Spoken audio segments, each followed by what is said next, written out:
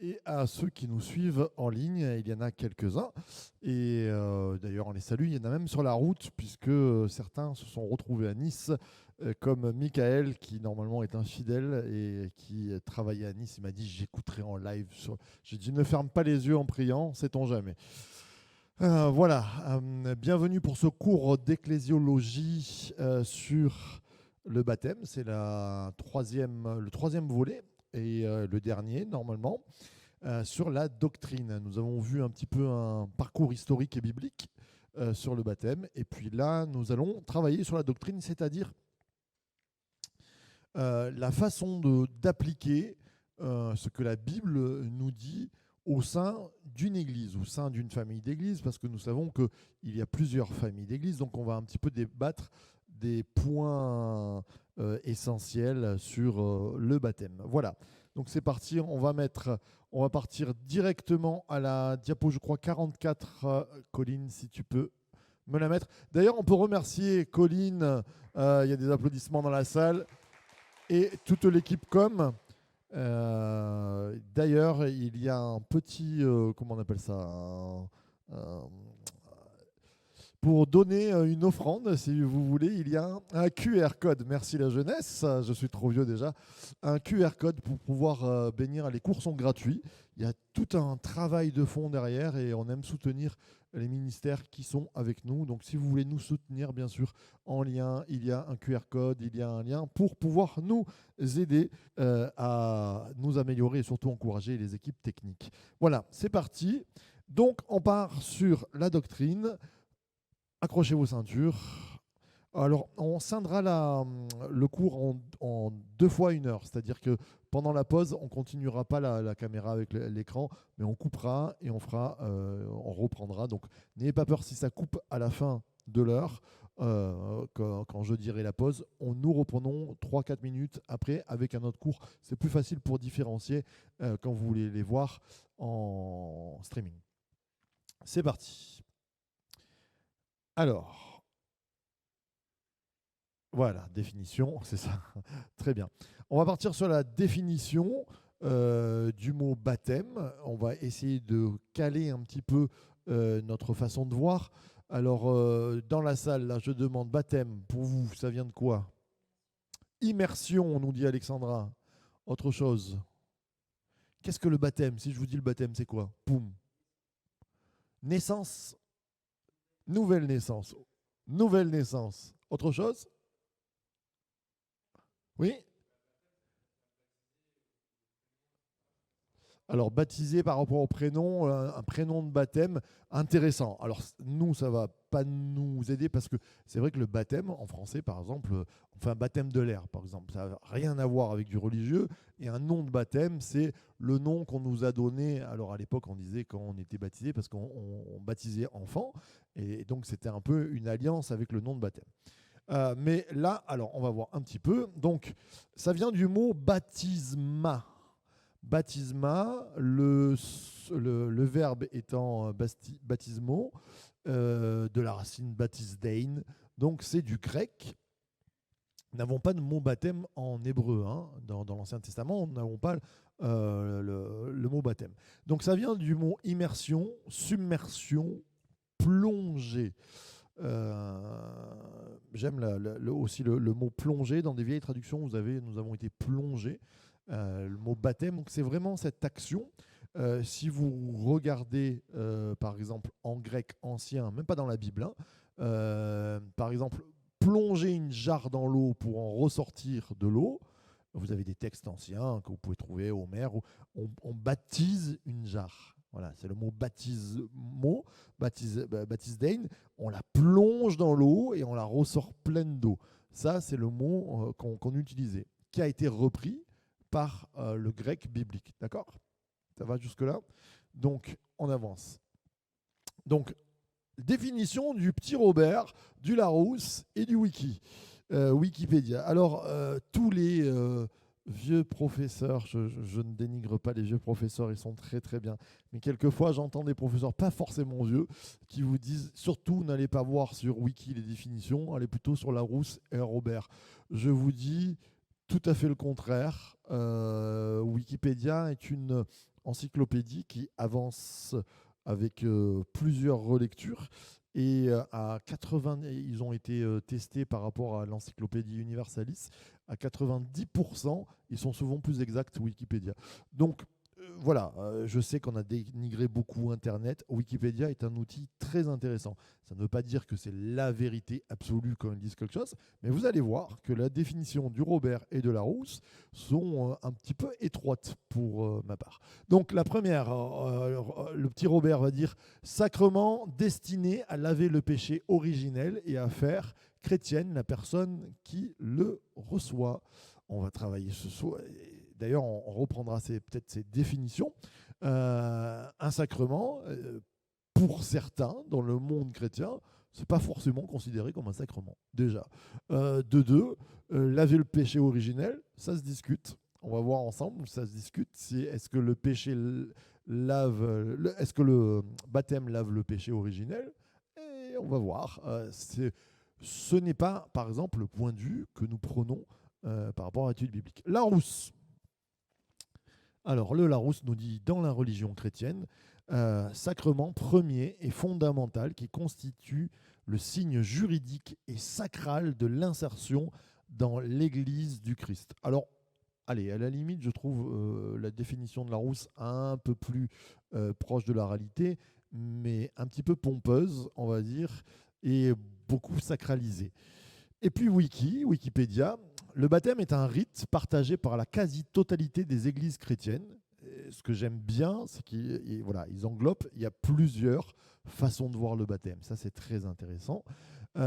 Étant donné son importance dans le texte biblique, l'eau du baptême symbolise à la fois la mort par immersion de l'ancienne vie du croyant livré au péché et sa naissance dans une dimension divine et éternelle. Et je trouve que la définition de Wikipédia, pour le coup, est meilleure. Je ne suis pas allé voir Wikipédia Amérique, États-Unis, parce que quelquefois ils sont aussi d'une précision chirurgicale, surtout sur les thématiques religieuses. Voilà, donc une petite définition. Pourquoi je parle de ça? Parce que on ne peut pas, déconnecter la vision et la relecture de ce que nous avons. Quand je vous pose la question, le baptême, on a tous une petite définition. On a peut-être une définition par notre Église, on a une définition par notre culture, on a une définition par notre vécu. Et là, on voit que même Larousse, Robert et Wiki ne sont pas tout à fait sur la même compréhension. Donc l'important, ce soir, bien sûr, la doctrine, nous, on va la fonder sur la Bible. Alors on pourrait parler des traditions, et on va en parler. Étant protestant de base, notre sola scriptura, on va essayer de le sortir. Bien qu'on a vu que Luther ou Calvin, tout en étant sola scriptura, n'avaient pas forcément la même vision que nous. Voilà, c'est toujours ça. La théologie, l'étude de la Bible, je crois que on est à côté de la plaque quand on croit tout savoir. Et ça, c'est une précision qu'il faut donner à tous les cours. Quand nous croyons être sûrs de tout savoir sur tout, je crois que c'est l'accès le plus rapide à se prendre un mur d'incompréhension. Il est important de pouvoir se remettre en question, de poser ce que je dis souvent les lunettes exégétiques, c'est-à-dire notre façon de voir, notre vécu, et de dire on va travailler les textes, on va fouiller ensemble. D'accord? Alors on est parti ce soir pour fouiller ensemble.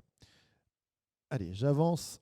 Définition biblique. On va voir un petit peu maintenant ce que la Bible, elle, nous présente. Parce que le baptême n'est pas un fondement qui a été pondu comme ça par un pape, j'allais dire. Non, ça vient de la Bible. Alors premièrement, je voulais lire Luc 3, 21. Tout le peuple se faisait baptiser. Jésus fut aussi baptisé. Je dis premièrement dans la définition, dans la vision, c'est souvent, autant que faire se peut, un baptême public. Tout le peuple se faisait baptiser. Jésus fut aussi baptisé. Qu'est-ce que ça veut dire? S'il y a tout le peuple, c'est qu'il y a de la foule. C'est que les gens ont vu Jésus se faire baptiser. Il y avait des témoins. Il y a... et ça, c'est intéressant que ça reste encore, par exemple, dans le mariage. même un mariage civil, il nous faut des témoins.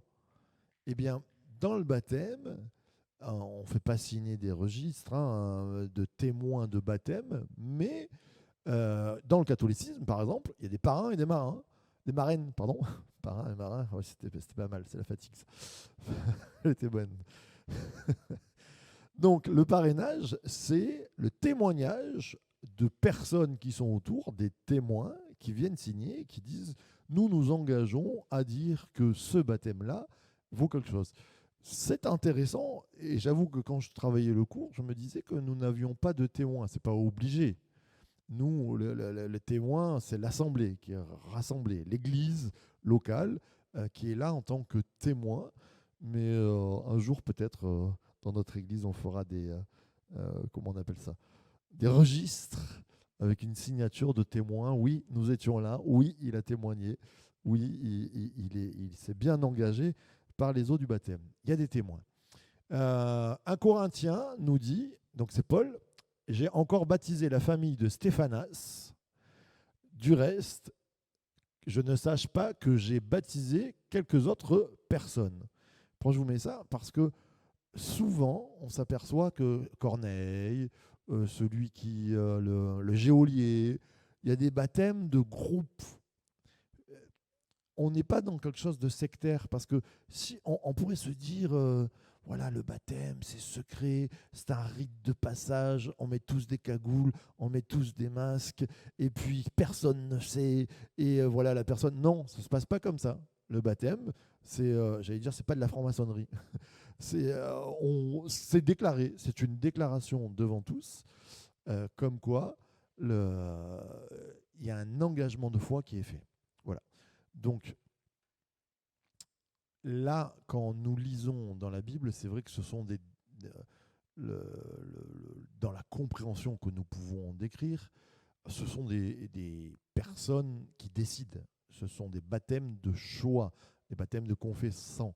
On n'a pas de baptême d'enfant qui nous est parlé dans la Bible, où des parents pourraient être des parrains, des marraines ou des gens qui accompagnent l'enfant. On a voilà, des familles qui sont là. Ça va pour cela? C'est bon? Vous pouvez poser des questions en ligne sur ce cours-là maintenant. Bien sûr, si vous le regardez demain matin, je ne pourrai pas répondre aux questions. Mais on prendra un temps tout à l'heure pour lire les questions demandées. Si vous avez besoin, on essaiera d'y répondre autant que faire se peut. Ça va? Vous êtes toujours là? En avance. Alors, les définitions bibliques, le baptême public.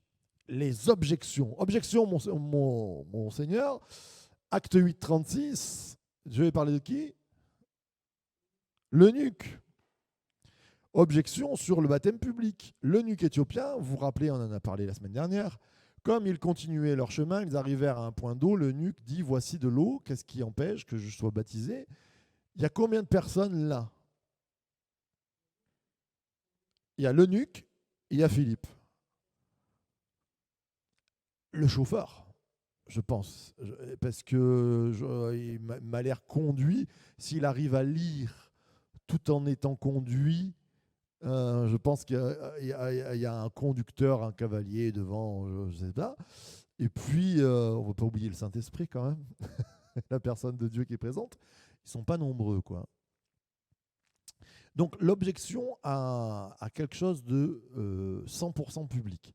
Pourquoi je dis ça? D'un extrême à l'autre, ce n'est pas un baptême secret, caché. Bien que il arrive dans nos sociétés qu'il y ait des baptêmes cachés.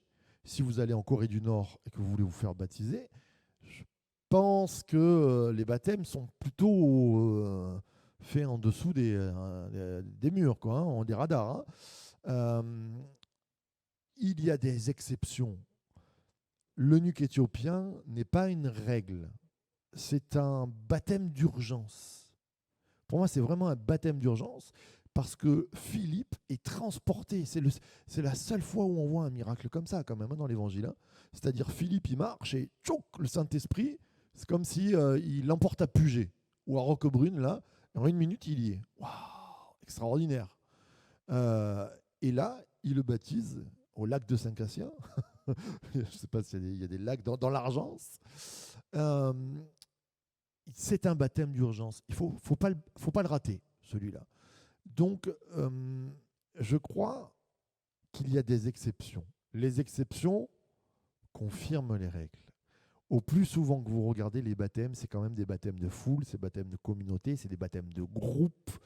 Je ne suis pas contre le fait qu'il y ait des baptêmes d'urgence, c'est-à-dire, il m'est arrivé quelquefois, alors on l'a fait toujours à l'église, mais quelqu'un devant partir et me disant moi, mon église de cœur, je veux vraiment le faire là parce que j'ai reçu, clac, tu pars dans une semaine. Ok, on essaie de déclencher quelque chose. Mais dans la possibilité où tout se passe bien, c'est un baptême plutôt public qui doit se faire. Voilà. Vous comprenez?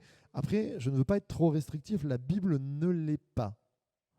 Mais c'est toujours se poser la question, pourquoi je refuserais un baptême public? Ça, c'est la vraie question. Et pourquoi je ferais un baptême comme l'eunuque? Il y a des baptêmes d'urgence. Je crois que le baptême de l'eunuque nous précise quelque chose que je n'ai pas cité après dans le cours, mais c'est qu'il n'y a pas besoin d'une instruction longue. Il y a besoin d'une prédication et d'une instruction. C'est-à-dire l'eunuque, Philippe, lui prêche la parole. Il lui dit, voilà, c'est Jésus, tu dois être baptisé au nom de Jésus. Ok. Et là, on y va et on avance là-dessus. Mais il n'y a pas besoin de 4 ans de catéchumène ou de plusieurs d'avous. Comme je le dis, il y a des jours de baptême. Si quelqu'un me dit oh, j'ai vraiment été touché par Dieu et je vois qu'il y a des baptisés, est-ce que je peux me faire baptiser ce matin? Qui suis-je pour lui dire non? Je ne peux pas. Ok?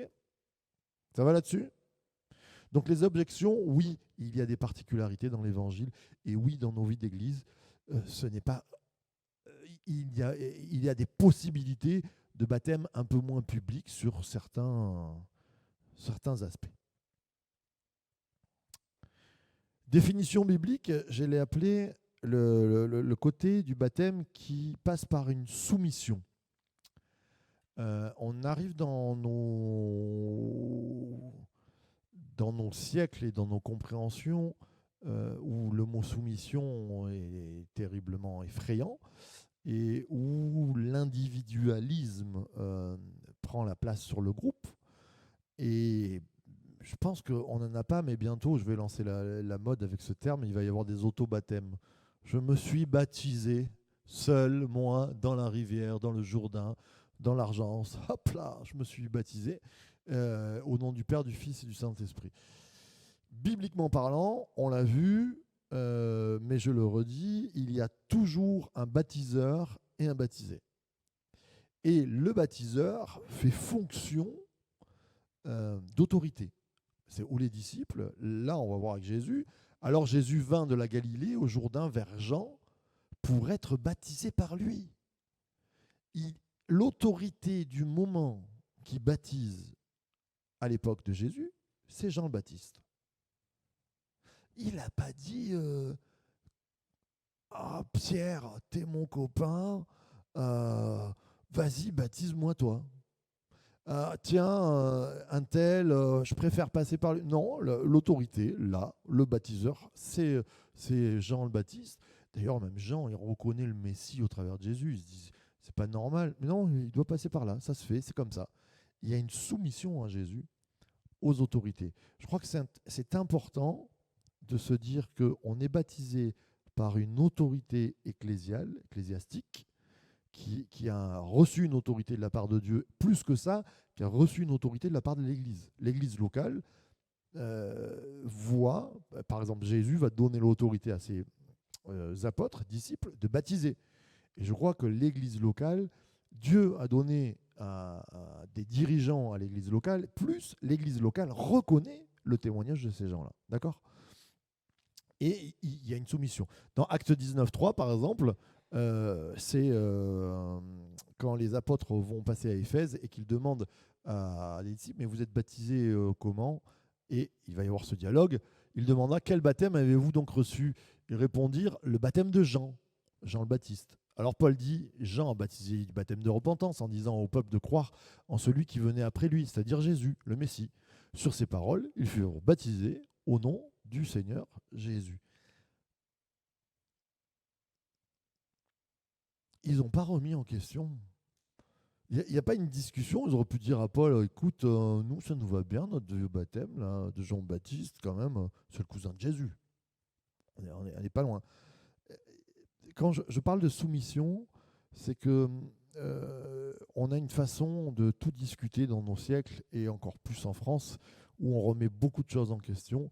Et c'est important de pouvoir avoir des autorités. Bien sûr, ne reconnaissez pas tout le monde comme votre autorité. Mais il y a des autorités mises en place. Comme je le dis, quand il y a une autorité qui porte du fruit, quand il y a une autorité qui est mise en place, et dans une autorité dans laquelle aussi vous entendez un écho de la foi, c'est important. Là, il y a une soumission à l'apôtre Paul, et ils disent, ouais, ben, ok, on se fait baptiser au nom de Jésus. On se fait rebaptiser d'ailleurs. C'est un rebaptême là, qui est intéressant. Oui, une question.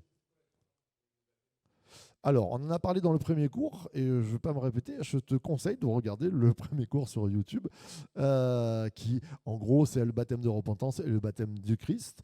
On en a parlé au début de voir la différence. Tu regardes le premier cours et tu as la réponse. Y a-t-il des questions? Non, pas de questions. On continue. S'il y a des questions, vous levez la main par rapport à... Allez, on va rentrer un peu plus loin.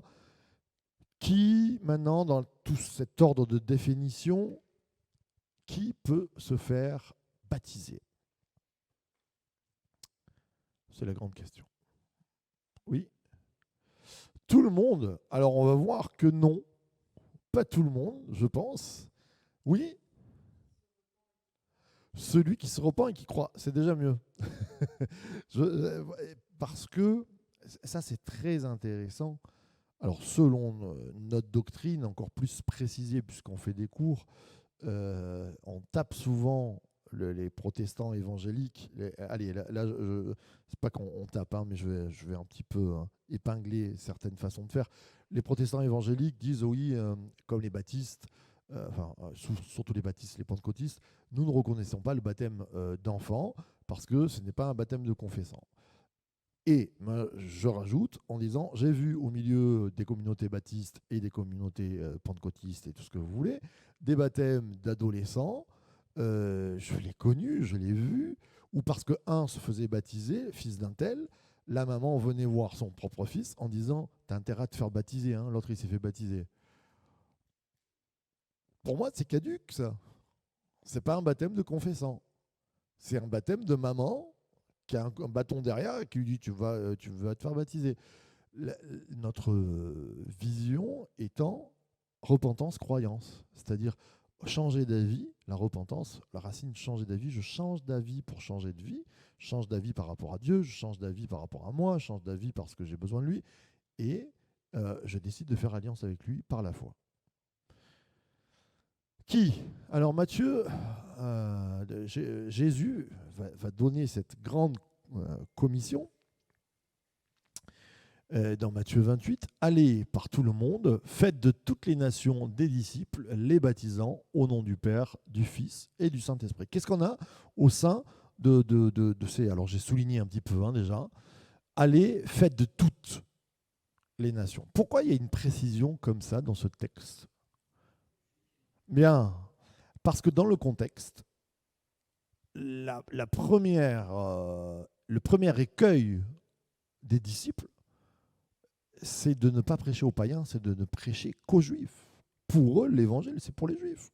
La bonne nouvelle, c'est pour les juifs. Le Messie, c'est que pour les juifs. Et là, dans cette précision-là qu'ils n'avaient pas captée dès le début, allez, faites de toutes les nations. C'est pas la diaspora, là, hein, c'est toutes les nations des disciples. Et dans toutes, il y a toutes les races qui sont constituées. D'accord ? Alors, quand j'aime aussi, Marc, aller prêcher la bonne nouvelle à toute la création, alors on peut tomber dans un écueil. Si on dit toutes les nations, si on est dans un mode féministe, c'est pas pour les hommes. Si on est dans un mode machiste, c'est pas pour les... Voilà. Et là, bien sûr que la glissade, elle est rapide. C'est pour les hommes, c'est pour les femmes, c'est toute la création, c'est donc les enfants. Et oui, il faut savoir glisser avec tous les arguments Et est-ce qu'on prêche? Il y en a qui ont prêché même aux oiseaux. Et voilà. Donc là, on arrive dans une dérive. On n'a jamais vu un cheval se faire baptiser ou je sais pas. La création, c'est vraiment le côté, la création humaine, bien sûr, qui comprend hommes et femmes. Il n'y a pas de genre salutaire. Euh, la bonne nouvelle, elle est pour tous. Et ça, c'est important parce qu'il peut y avoir un verset, par exemple, sur le salut de la femme qui semble un peu obscurci juste après le fait qu'elle ne doit pas enseigner dans Timothée. Un passage obscur sur elle sera sauvée en devenant mère. Waouh, qu'est-ce que ça veut dire cette histoire? Vous pouvez le tourner dans tous les sens. Ça fait partie de ce que je dis des versets qui sont d'une complexité. Il y en a très peu, il y en a une dizaine dans toute la Bible, hein. Il y a des centaines de milliers de pages. Euh, c'est pas évident. Il y a quelques versets qui nous posent un petit problème. On comprend pas tout. Donc, le salut, il est pour tous. Voilà. Le salut, il est pour celui qui se tourne vers Dieu, qu'il soit homme, femme, esclave, juif, grec, italien. Français, c'est un peu plus dur. Hein, non, je plaisante. Voilà. Donc, les baptisants au nom du Père, du Fils et du Saint-Esprit, allez, faites de toutes les nations.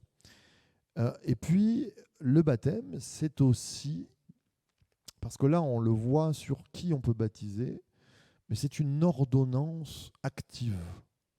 C'est un petit peu comme quand il y a eu le corona et on a vacciné les gens. Voilà.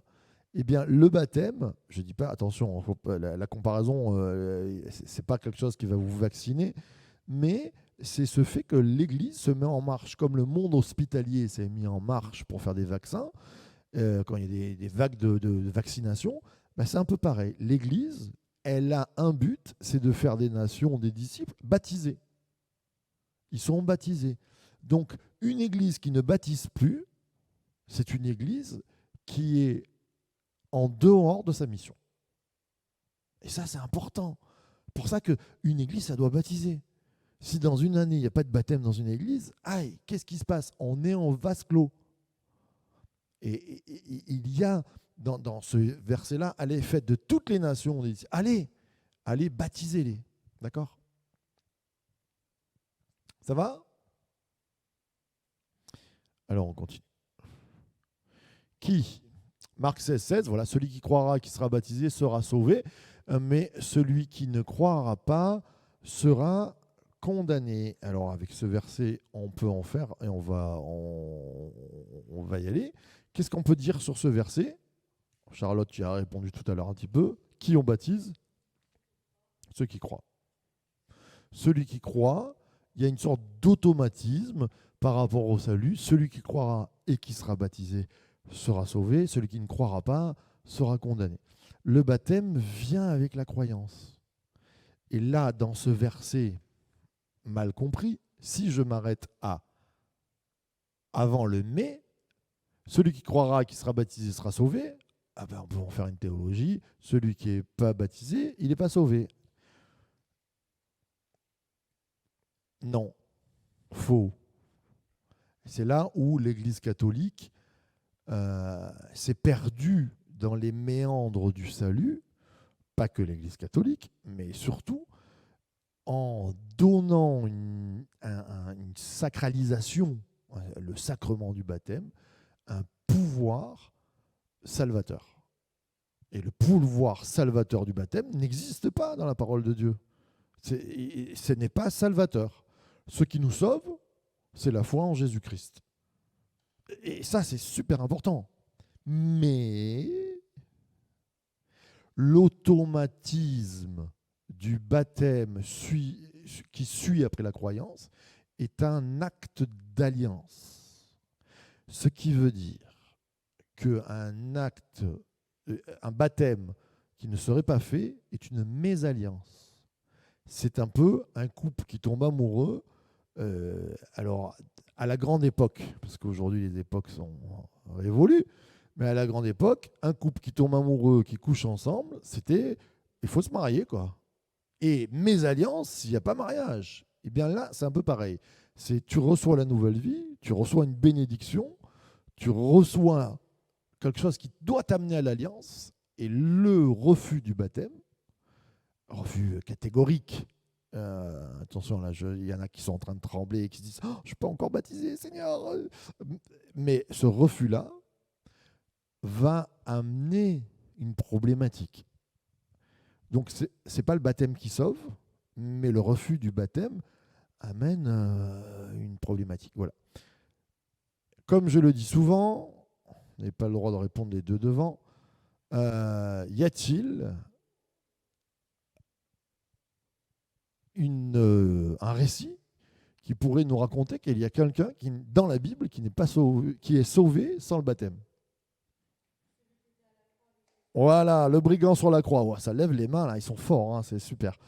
Le brigand sur la croix. Brigand sur la croix, comme je le répète souvent, il ne dit pas aux Romains, s'il vous plaît, vous pouvez me détacher de la croix, m'enlever les clous, là il y a un peu d'eau, vous me baptisez, après je remonte. Non, pas de possibilité. Pourtant Jésus lui dit, tu seras aujourd'hui avec moi dans le paradis.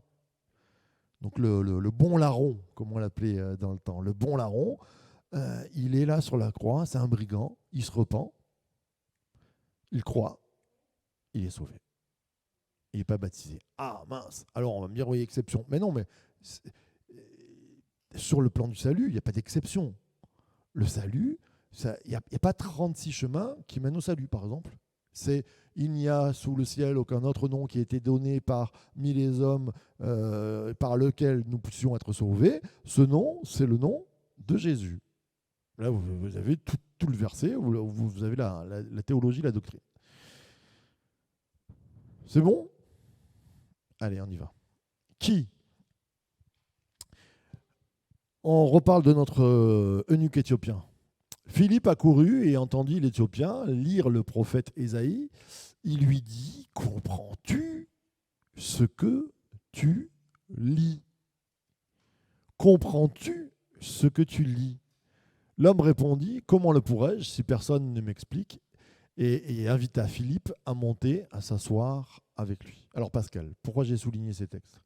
Je viens de réveiller Pascal, là, elle était encore dans sa journée avec les enfants. Pourquoi j'ai souligné en parlant de qui ?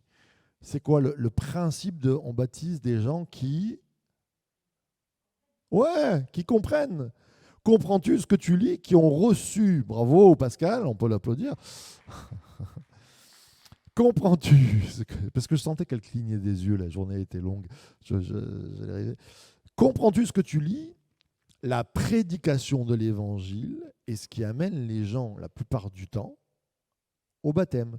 C'est-à-dire qu'il y a une compréhension de ce qu'on est en train de faire. C'est là où, à la fin de notre point de vue doctrinal, on va amener ce point de vue de ne pas être pour le pédobaptisme, le baptême d'enfant, parce qu'il y a une soif de compréhension, une recherche de compréhension, un cœur qui s'ouvre, comme on dit, hein, cette expression elle est belle, un cœur qui s'ouvre à la parole de Dieu.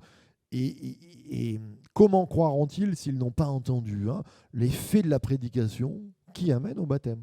Voilà. Donc, ce sont des gens qui on baptise des gens qui comprennent. Si un jour vous avez, je ne sais pas, un Allemand, pour ne pas le citer, il vient, il dit waouh, c'est sympa, il plonge dans l'eau, moi aussi je veux y aller, et je vais trouver un traducteur en lui disant mais tu comprends ce qu'on a dit là ? S'il me dit non, je comprends rien, mais franchement, m'habiller en blanc et me jeter dans le baptistère, waouh, ça me branche. Je lui dis non, il faut que tu comprennes pourquoi tu fais ça. Il y a une compréhension du baptême. C'est pourquoi on fait des entretiens baptême. Nous, dans notre catéchumène, comme on dit chez les catholiques, notre façon d'amener au baptême, c'est on fait quelques cours de compréhension pour bien faire comprendre ce que c'est. Après, comme je dis souvent, un dimanche matin, il y a une prédication, la personne elle est touchée au fond de son cœur. Elle dit non, mais franchement, je viens de trouver Dieu, je viens de trouver Jésus, je veux donner ma vie à Jésus, je veux me faire engager. Voilà, tu peux te baptiser. Ce qui est normal. Voilà. Ce qui est, on se le dit, un peu plus complexe, parce qu'on va arriver tout à l'heure, c'est qu'il m'arrive des fois d'avoir en plus on en a des pitchouns, des enfants qui ont soif. Ça, Là, la complexité, on va travailler ça ensemble. Qui? Allez, on continue. On va lire un plus gros passage. Alors désolé, j'ai pas mon PC, je suis obligé de me retourner ce soir. Acte 10, 44, Pierre parlait encore quand le Saint-Esprit descendit sur tous ceux qui écoutaient la parole. Tous les croyants circoncis qui étaient venus avec Pierre furent stupéfaits de ce que le don du Saint-Esprit était déversé même sur les non-juifs. En effet, ils les entendaient parler en langue et célébrer la grandeur de Dieu. Alors Pierre dit, peut-on refuser l'eau du baptême à ceux qui ont reçu le Saint-Esprit, tout comme nous? Et il leur donna de les baptiser au nom du Seigneur, et ils lui demandèrent alors de rester quelques jours avec eux. Amen. Ma grande question est, peut-on refuser l'eau du baptême? Et ça, c'est une vraie grande question. En fait, elle est là. Peut-on refuser l'eau du baptême? Eh bien, dans certains cas, nous, dans notre façon de travailler notre doctrine, je vais dire oui sur le fait qu'il y a incompréhension, le fait qu'il n'y a pas de repentance, le fait qu'il n'y ait pas de foi surtout. S'il n'y a pas de foi, s'il n'y a pas le terrain de la foi, ça va être compliqué. Donc là, ce texte va encore plus loin. On parle des charismes dans les églises charismatiques ou dans les églises pentecôtistes, comme nous faisons partie. Nous croyons au charisme et au don des langues, par exemple, qui est considéré chez les pentecôtistes comme le signe initial du baptême du Saint-Esprit. Là n'est pas le cours. Et donc, ils reçoivent cette plénitude du Saint-Esprit. Et là, les Juifs, les circoncis, et Pierre se disent, mais waouh, il y a une action forte du Saint-Esprit. Comment peut-on refuser le baptême à ces gens-là? Et alors là, c'est là où tout change, parce qu'il va se faire taper sur les doigts. Pierre, on va lui dire, hey, qu'est-ce que tu as? C'est des incirconcis, c'est des Italiens, Corneille et sa bande, là, c'est quoi ton histoire? Ils mangent des spaghettis, et nous, on mange pas de lard, et ils mangent du jambon. Et oui.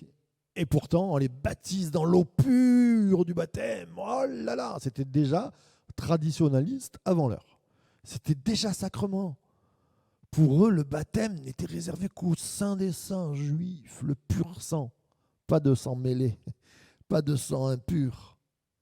Et pourtant, là, on va y arriver. Pourquoi? Parce qu'il y a une action véridique du Saint-Esprit. Et c'est là aussi où, je parlais tout à l'heure des enfants. Il m'est compliqué, difficile de refuser le baptême à des personnes, je parle de personnes qui ont été remplies dans le Saint-Esprit, qui croient en Jésus et qui donnent tout leur cœur à Jésus. L'excuse que nous pouvons que nous donnons les évangéliques, c'est ah ouais, mais il n'a pas assez vécu. C'est quoi ton histoire? Il n'a pas assez vécu pour vraiment décider s'il doit suivre vraiment Jésus.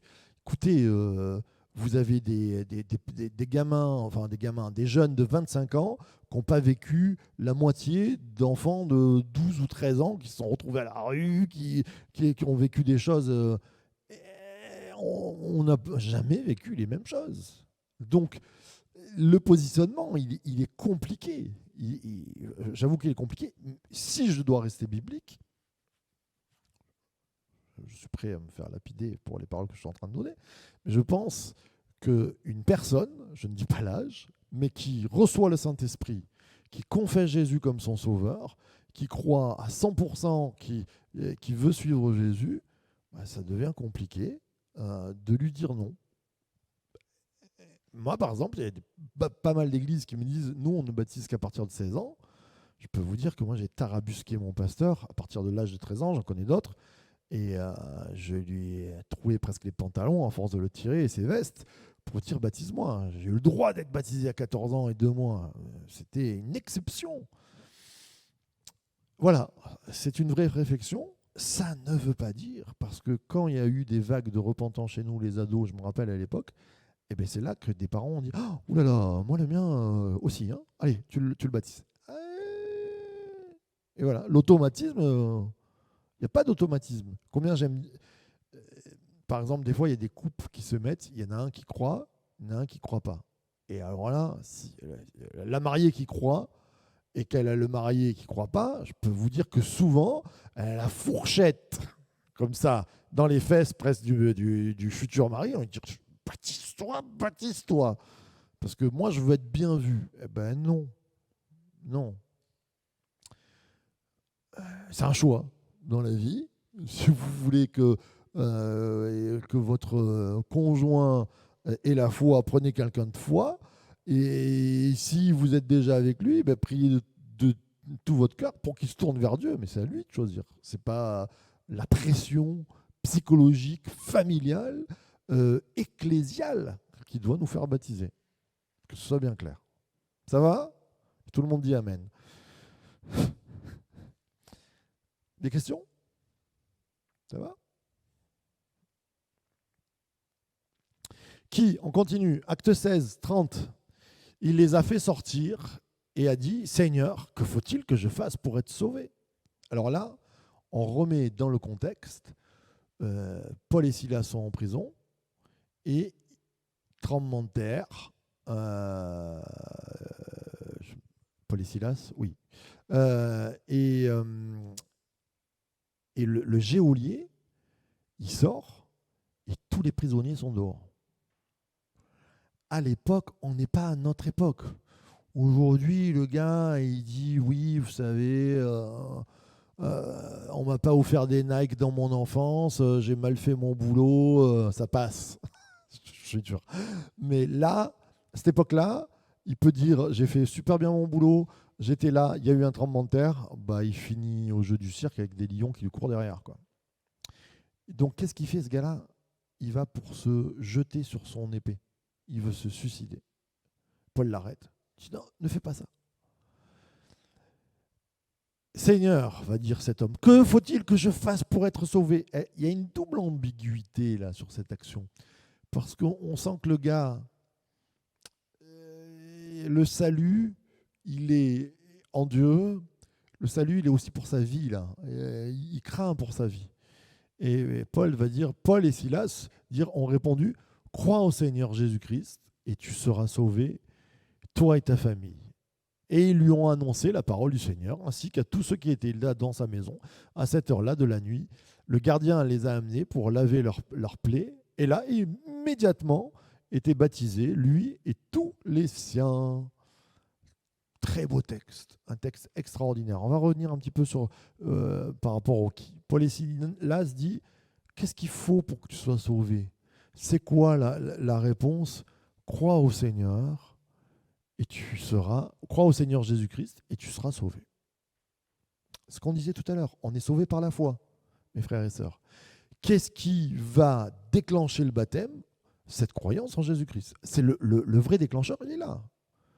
C'est-à-dire, pourquoi on pose les questions, pourquoi on voit les gens avant? On veut savoir s'ils sont croyants, quoi.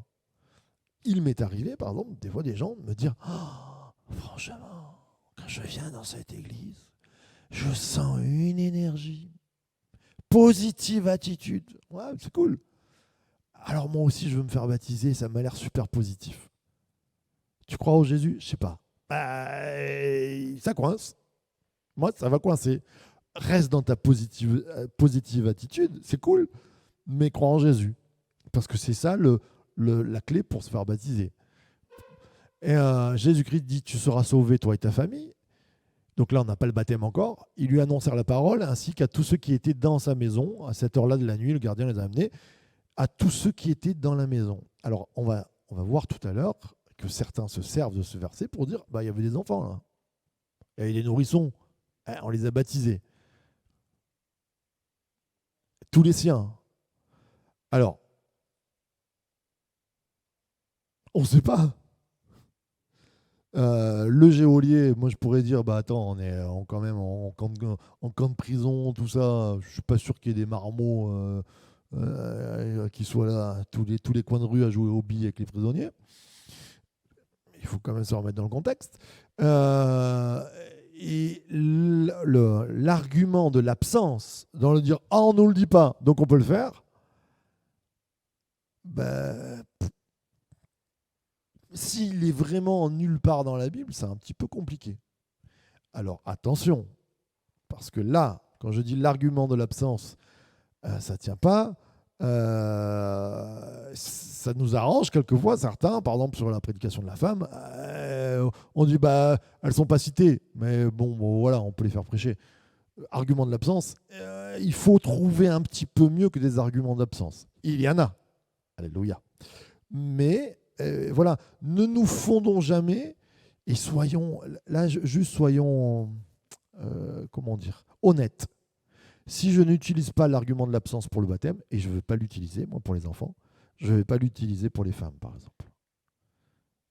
Donc, je m'interdis d'utiliser. Vous comprenez, là, dans la logique, l'argument de l'absence, c'est de dire on ne voit pas les enfants, mais il y en a sûrement. Alors, on peut baptiser les enfants. Ben non, c'est pas marqué. Même si il y a une absence, c'est pareil pour les femmes. Je ne m'appuie pas ma doctrine sur la prédication de la femme. L'enseignement de la femme ne va pas s'appuyer sur l'argument de il y a sûrement des femmes dans la... Non, c'est pas ça. Il faut trouver des vrais arguments. Ok? Ça va là-dessus? Allez, on continue. Des questions avant que je laisse ce texte qui est juste magnifique. Alors, les objections. Voilà, on va terminer cette partie du cours avec toutes ces objections. Objection sur le pédobaptisme, donc le fait de baptiser les enfants. L'argument de l'absence, je viens de le dire. Tertullien, déjà, Tertullien, 1er siècle environ, enfin 2e siècle plutôt, pardon. Tertullien, je vous avais donné cette phrase, on ne naît pas chrétien, on le devient. Et il y a déjà un peu des pratiques sûrement de baptême d'enfants. Il va dire, il faut laisser le temps. On laisse le temps aux fruits de mûrir, on laisse le temps, et je trouve que c'est un élément de sagesse. Je trouve que pour le baptême, on peut laisser un peu de temps à l'enfant qui ne va pas partir en enfer s'il n'est pas baptisé. Mais c'est là tout notre problème de la doctrine. Parce que la doctrine catholique dit, tu n'es pas baptisé, tu pars en enfer. Donc l'enfant, c'est obligatoire que si tu pars sur ce point de vue-là qui est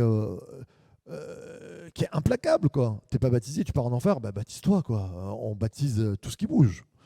Et c'est normal. On va voir, cette argumentation-là, pour moi, ça tient pas des masses, quoi.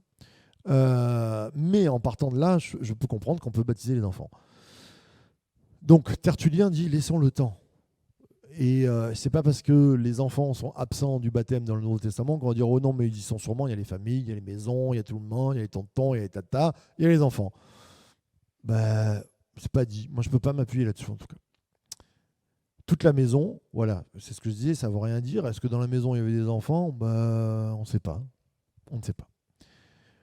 Aucun enfant jamais cité. Il n'y a pas un seul baptême d'enfant dans le Nouveau Testament. À part pour ceux qui prennent l'absence en disant il y a eu la famille. Mais il n'y en a aucun. Donc là déjà, on peut se dire, certains vont me dire, et dans l'Ancien Testament, il n'y avait pas de baptême. Donc là, on ne s'appuie que sur le Nouveau Testament. Sur le Nouveau Testament, il ne nous est pas dit, je sais pas, on aurait pu avoir 100 ans que son fils était en train de mourir, il l'amenait se faire baptiser, quand Paul pria pour lui, il fut secouru. Tu vois, il n'y a pas du tout cette question-là. Circoncision. Alors là, on arrive à un autre point de doctrine, c'est que les pédobaptistes vont utiliser l'argument de la circoncision de l'Ancien Testament en disant, en gros, comme j'explique souvent l'ombre des choses à venir, c'est-à-dire dans la Nouvelle Alliance, la circoncision, c'est le baptême. Oui. Ça pourrait. Mais là où ils oublient, c'est que la circoncision, elle vient dans le Nouveau Testament, dans le cœur. elle vient par rapport à la nouvelle naissance, elle vient par rapport à un choix délibéré, à une action qui se passe. Donc oui, elle peut être comparée au baptême, mais c'est sur le plan de la foi et non plus de la chair. Un baptême d'enfant, c'est un copier-coller de la circoncision de chair à chair. Vous comprenez ce que je veux dire? On n'est pas souvent l'ombre des choses à venir, c'est on passe de la chair, du matériel, au spirituel. Ben, baptiser un enfant, c'est pas spirituel, c'est une nouvelle circoncision charnelle, terrestre de chair. Mais c'est pas le cas dans la Bible. Si on doit le comparer, le baptême à la circoncision, c'est une circoncision de cœur. Et la circoncision de cœur, elle ne se fait que par la repentance et par le don de soi, de sa vie à Jésus. Colossiens 2, et d'ailleurs les théologiens pédobaptistes, pas forcément catholiques, protestants aussi, s'appuient sur ce verset en disant, ben voilà, regardez, il y a une comparaison baptême, circoncision, on y est. Ben, pour moi, ils font une erreur. Ils font un syllogisme, ce qu'on appelle. Vous connaissez les syllogismes? Un syllogisme, c'est les rats mangent des graines, Carole mange des graines, Carole est un rat. C'est un raccourci, ça s'appelle un syllogisme. C'est-à-dire, c'est une déduction logique. Carole, si tu nous regardes, elle est en Grèce, c'est là en vacances. J'ai dit Carole parce qu'il n'y avait pas de Carole dans la salle, mais il y en a qui sont morts de rire. Un rongeur, voilà, c'est plus joli, un rongeur, si vous préférez. Pardon pour ce moment de rire, mais un syllogisme, c'est quelque chose qui paraît logique, mais qui ne l'est pas. Et là, s'appuyer sur une comparaison circoncision-baptême par rapport à ce texte, on va voir que ça ne colle pas tout à fait dans la version « Je baptise un enfant ». C'est en lui aussi que vous avez été circoncis d'une circoncision qui n'est pas faite par la main de l'homme, mais de la circoncision de Christ, qui consiste à vous dépouiller du corps de votre nature pécheresse. Vous avez en effet été ensevelis avec lui par le baptême, et vous êtes aussi ressuscités en lui, et avec lui par la foi en la puissance du Dieu qui l'a ressuscité. En fait, donner au baptême un pouvoir de circoncision du cœur, c'est donner un pouvoir au baptême. Il n'y a, on va voir, aucun pouvoir dans le baptême lui-même. Le pouvoir que le baptême a, c'est la foi qu'on y met dedans. Vous comprenez ce que je veux dire? La foi de cet acte d'alliance, c'est pas l'eau qui est magique, c'est pas l'action d'être trempé à l'intérieur, c'est la foi que je suis en train de dire, c'est une signature, c'est un symbole comme une ratification de mon alliance de nouvelle naissance avec Jésus.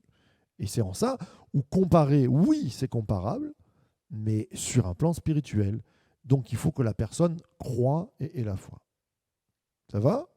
Des questions? Oui? Très bien, très bonne question, jeune fille. Rappelle-moi ton prénom. Mila. Mila, elle a quel âge? 8 ans. Extraordinaire. 8 ans, on est suivi par des grands élèves de 8 ans. Alors Mila, pourquoi on se met tout en blanc? Eh bien, des églises, on se met tout en bleu. Il y a des églises où on se met comme on veut. Ici, souvent, on a gardé une tradition assez sympathique de se mettre en blanc. Attention à ce que vous dites là-bas, j'entends. C'est un symbole. En fait, le blanc, c'est comme une mariée. Pourquoi la mariée, elle s'habille en blanc? C'est le symbole de la pureté. La pureté. Pourquoi on choisit une colombe pour la paix? Non pas parce que la colombe, elle est plus intelligente, mais parce qu'elle est blanche. Elle amène quelque chose de pur. Puis il y a une symbolique peut-être avec Noé. Mais le blanc, souvent, c'est beau. C'est quelque chose de pur. Alors, pour le baptême, on a une symbolique. Mais ça ne veut pas dire que tu peux te baptiser en rose si tu veux, quoi. C'est pas interdit. J'ai répondu? Ça va? C'était compréhensible? Bon, super. Allez, je termine avec ces points-là. Les objections. La sanctification. Là, on va continuer tout à l'heure. Mais et si une femme, nous dit Paul, a un mari non croyant et qu'il soit d'accord d'habiter avec elle, qu'elle ne divorce pas de son mari. En effet, le mari non croyant bénéficie de la sainteté de sa femme et la femme non croyante bénéficie de la sainteté de son mari. Autrement, vos enfants ne seraient pas purs alors qu'en réalité, ils sont saints. Il y a des moments où j'aimerais ne pas être là en théologie. Parce que expliquer ces versets-là, c'est un peu compliqué. Je trouve que ces versets sont compliqués. Pourquoi ? Parce que toute la parole de Dieu nous dit ce qui nous sanctifie, c'est pas l'homme. Ce qui nous sanctifie, c'est Christ. C'est l'Esprit qui fait porter du fruit en nous. La sainteté, je ne peux pas, par rapport à ce verset, je ne peux pas dire ça. J'allais dire, je ne peux pas sanctifier mes enfants ou ma femme. Eh bien, ces versets, ils nous disent un peu le contraire. Alors, premièrement, on ne fait pas une doctrine avec un seul verset. De deux, il faut comprendre ces versets. Pourquoi Paul est en train de dire ça ? Merci. Pourquoi Paul dit ça ?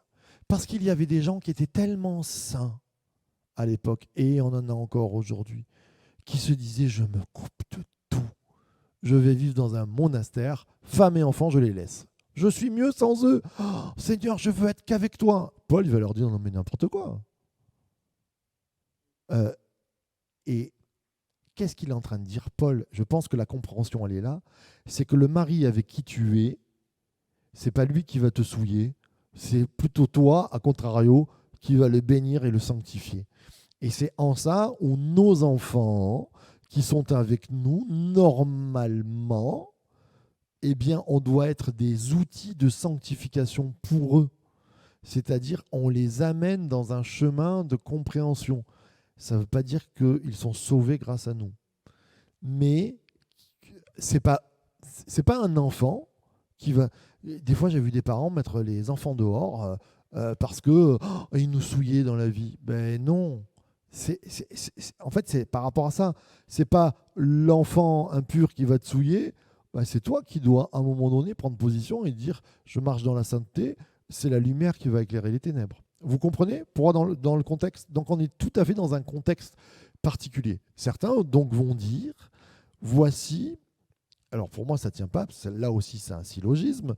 On baptise les enfants parce qu'ils sont ça. Eh bien, je trouve que l'argument, il colle à 0%. Parce que moi, je dis, tu n'as pas besoin de baptiser tes enfants parce que tu les sanctifies. Et qu'ils prendront leur décision à eux. Parce qu'ils auront suivi un chemin sainteté, c'est-à-dire de mise à part. Ils ont vu que Dieu était important. C'est à eux de décider. Mais tu n'as pas besoin de les faire baptiser. C'est pour ça que là, c'est l'incohérence la plus totale de s'appuyer sur ce verset pour dire ah ben voilà, ils sont saints, et après dire mais comme ils ont une nature pécheresse, ils peuvent aller en enfer. Là, on arrive à une impossibilité, une incompréhension. Donc ce verset, déjà, je trouve qu'il est contextuel, dans le sens de n'abandonnez pas vos enfants, ne les mettez pas à la rue, n'abandonnez pas votre conjoint, c'est pas lui qui va vous souiller, c'est à vous de le sanctifier, vous allez amener quelque chose de bon au travers de vous, c'est ça, vous êtes des missionnaires. Combien aujourd'hui encore plus, où des fois on a des divorces pour une baguette de pain en disant ah, il était diabolique, il mangeait trop de pain, c'est quoi ton histoire mais c'est vrai. À un moment donné, c'est toi qui sanctifies aussi les gens qui sont autour de toi parce que tu portes la lumière. Sois la lumière du monde. Luther et l'esprit, on en a parlé la dernière fois. Luther, il trouve un super argument. Moi, je trouve que l'argument de Luther, il est très bon pour le pédobaptisme. C'est-à-dire, il va dire, rappelez-vous, Jean-Baptiste, quand il vous sent sa tante arriver avec Jésus-Christ dans son ventre, il tressaille par l'esprit. Donc s'il tressaille en étant un fœtus par l'esprit, c'est que l'esprit peut agir sur les enfants, c'est qu'on peut baptiser les enfants. Waouh, ouais. Enfin, je trouve que là, la logique, il y a une logique. Après, est-ce que cet argument unique, un petit peu quand même tiré par les cheveux, et je suis chauve, je sais de quoi je parle, euh, il est capillotracté, à un moment donné, je trouve que ça ne tient pas par rapport à tout le reste de la doctrine. Mais je trouve que l'argument est intéressant. Je dirais plutôt que je pense que Dieu agit dès l'enfance.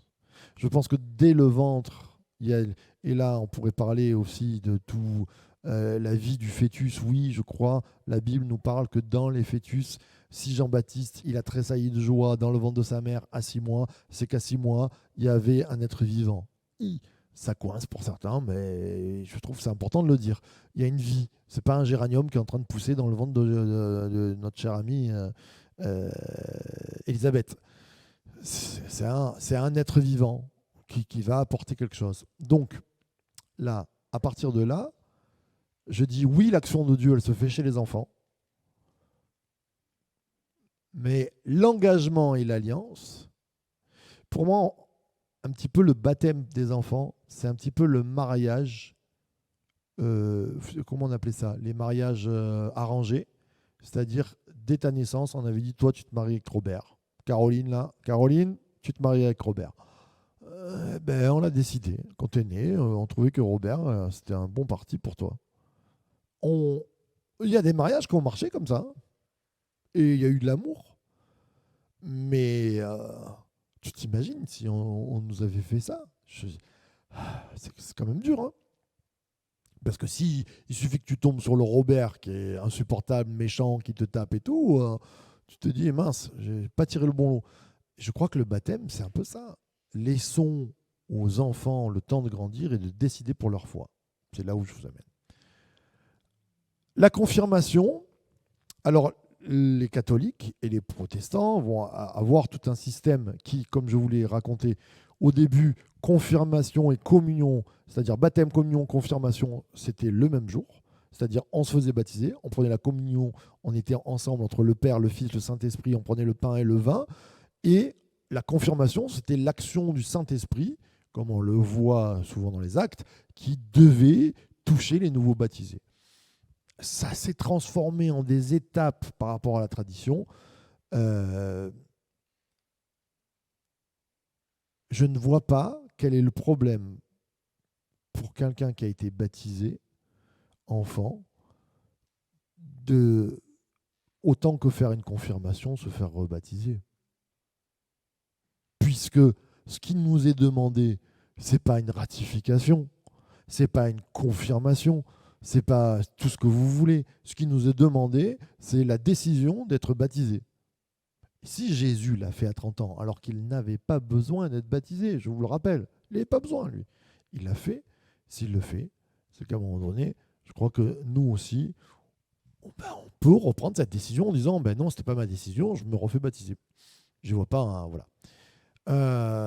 L'âge, eh bien, écoutez, on va en parler tout à l'heure sur l'âge de raison.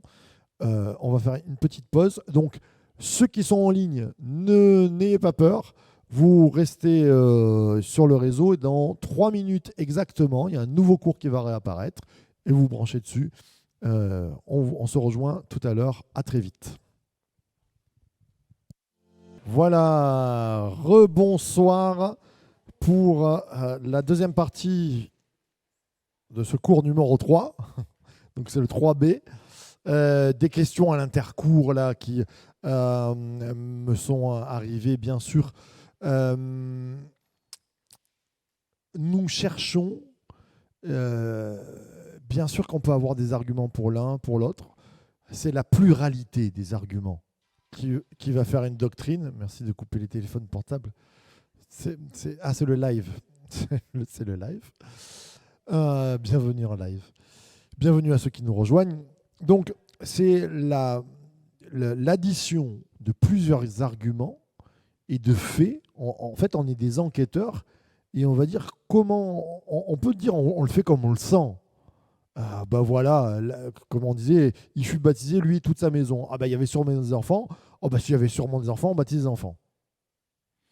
C'est un peu facile pour moi de prendre ces arguments-là si dans tous les textes que nous allons prendre, on ne voit pas d'enfants forcément qui sont baptisés. Alors, on peut dire oui, les enfants, ils comptaient pas, tout ça. À un moment donné, je pense qu'il faut prendre ce qui paraît le plus logique. C'est-à-dire quand vous voyez les disciples, quand vous voyez les 120, les 12, les 70, les 120, les 3000, il ne nous est pas parlé d'enfants. Il nous est parlé de gens qui décident, qui veulent suivre Jésus. Et c'est là où, bien sûr qu'on peut toujours tirailler, faire des exceptions. La globalité des arguments doit nous donner un sens, je pense. Voilà, si je devrais dire. Donc l'âge, je crois qu'on va en reparler, mais l'âge, j'en ai parlé déjà tout à l'heure. Pour moi, il doit y avoir un âge de compréhension, ce qu'on a vu avec l'Éthiopien. Il doit y avoir un âge de foi, la foi, la compréhension, et un âge, comment je pourrais dire, oui, de choix, dans le sens, un enfant peut être influençable plus, je pense, d'habitude, qu'un adulte. C'est-à-dire, si la maman, elle va voir son gamin de 4 ans ou 5 ans en disant « Allez, il faut que tu te fasses baptiser. Allez, il faut que tu te fasses baptiser. En plus, tu auras des beaux cadeaux. » Ah bah oui, ça va aider. Vous comprenez? À un moment donné, il y a une... Mais ça peut être pareil pour l'adolescent et ça peut être pareil pour le marié qui est pas... mais qui ne suit pas, mais la femme lui pousse en disant « Moi, je veux qu'on se marie, je veux qu'on soit bien vu, t'as intérêt à te faire baptiser. » C'est la même. Hein. Le baptême doit être, pour moi, hors pression. Il est un choix. Il doit être sorti de hors. Combien de fois j'ai des personnes qui sont venues me voir avec ce casse-tête extraordinaire. On aimerait se marier, mais on ne peut pas se marier parce qu'elle n'est pas baptisée.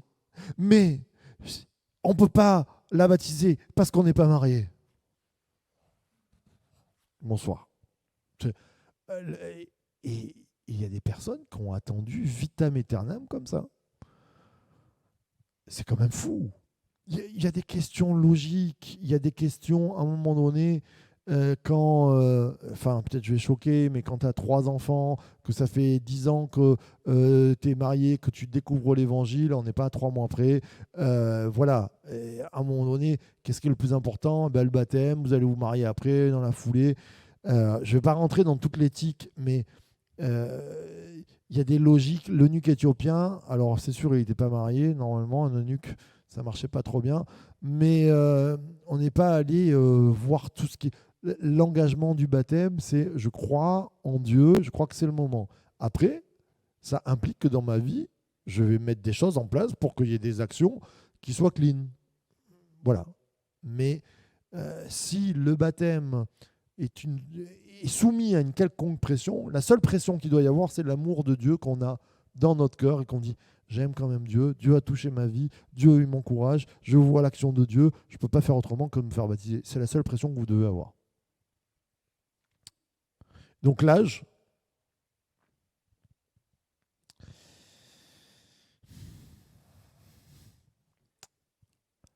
j'ai tendance à dire,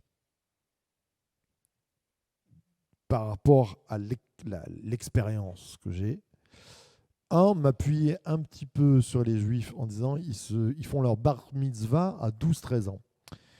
Et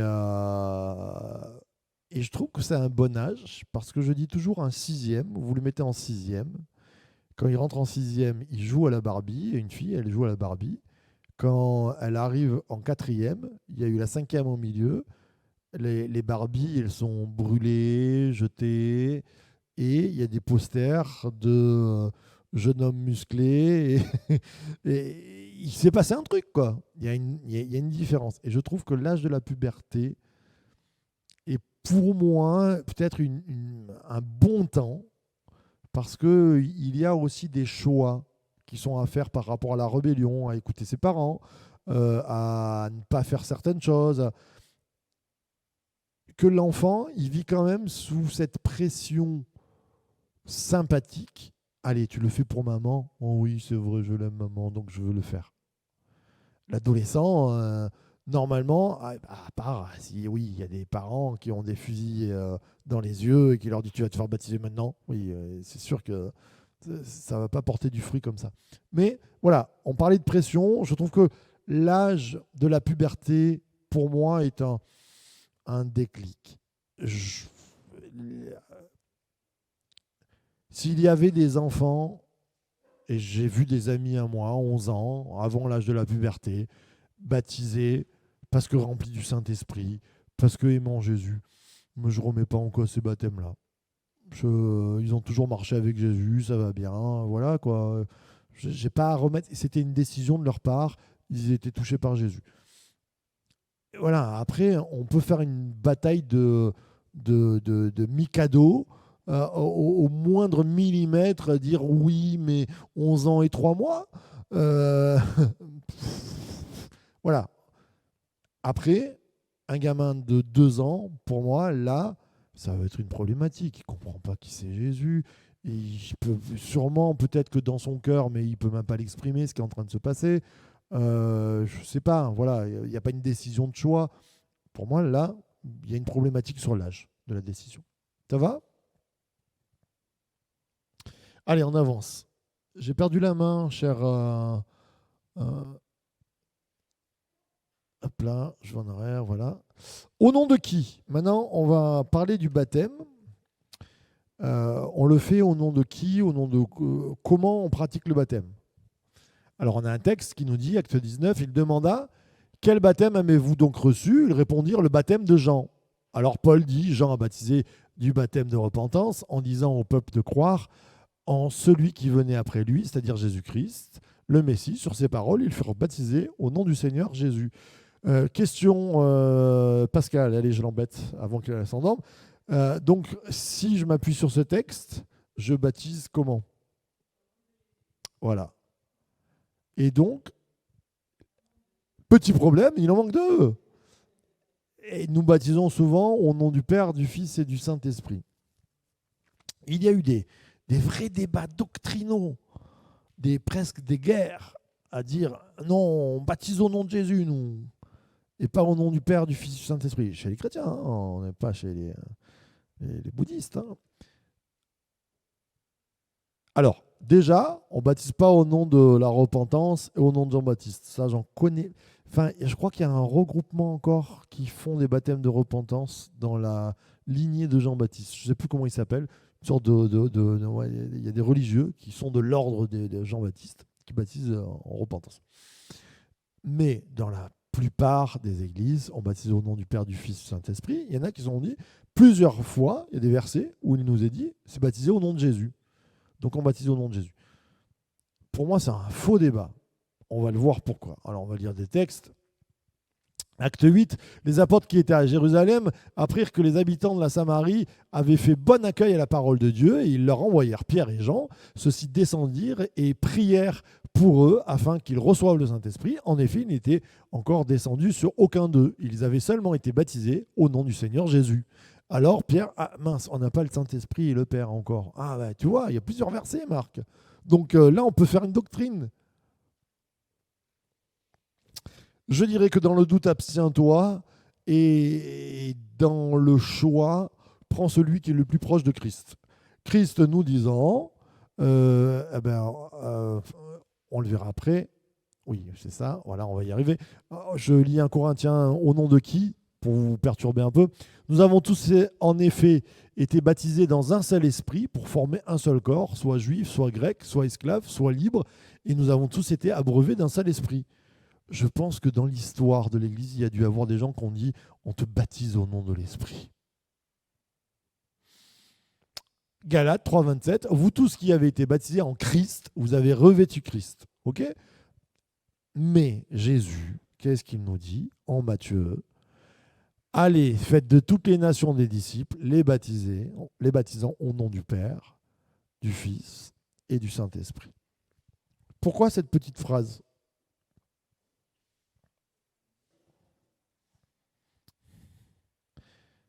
Pourquoi cette petite phrase?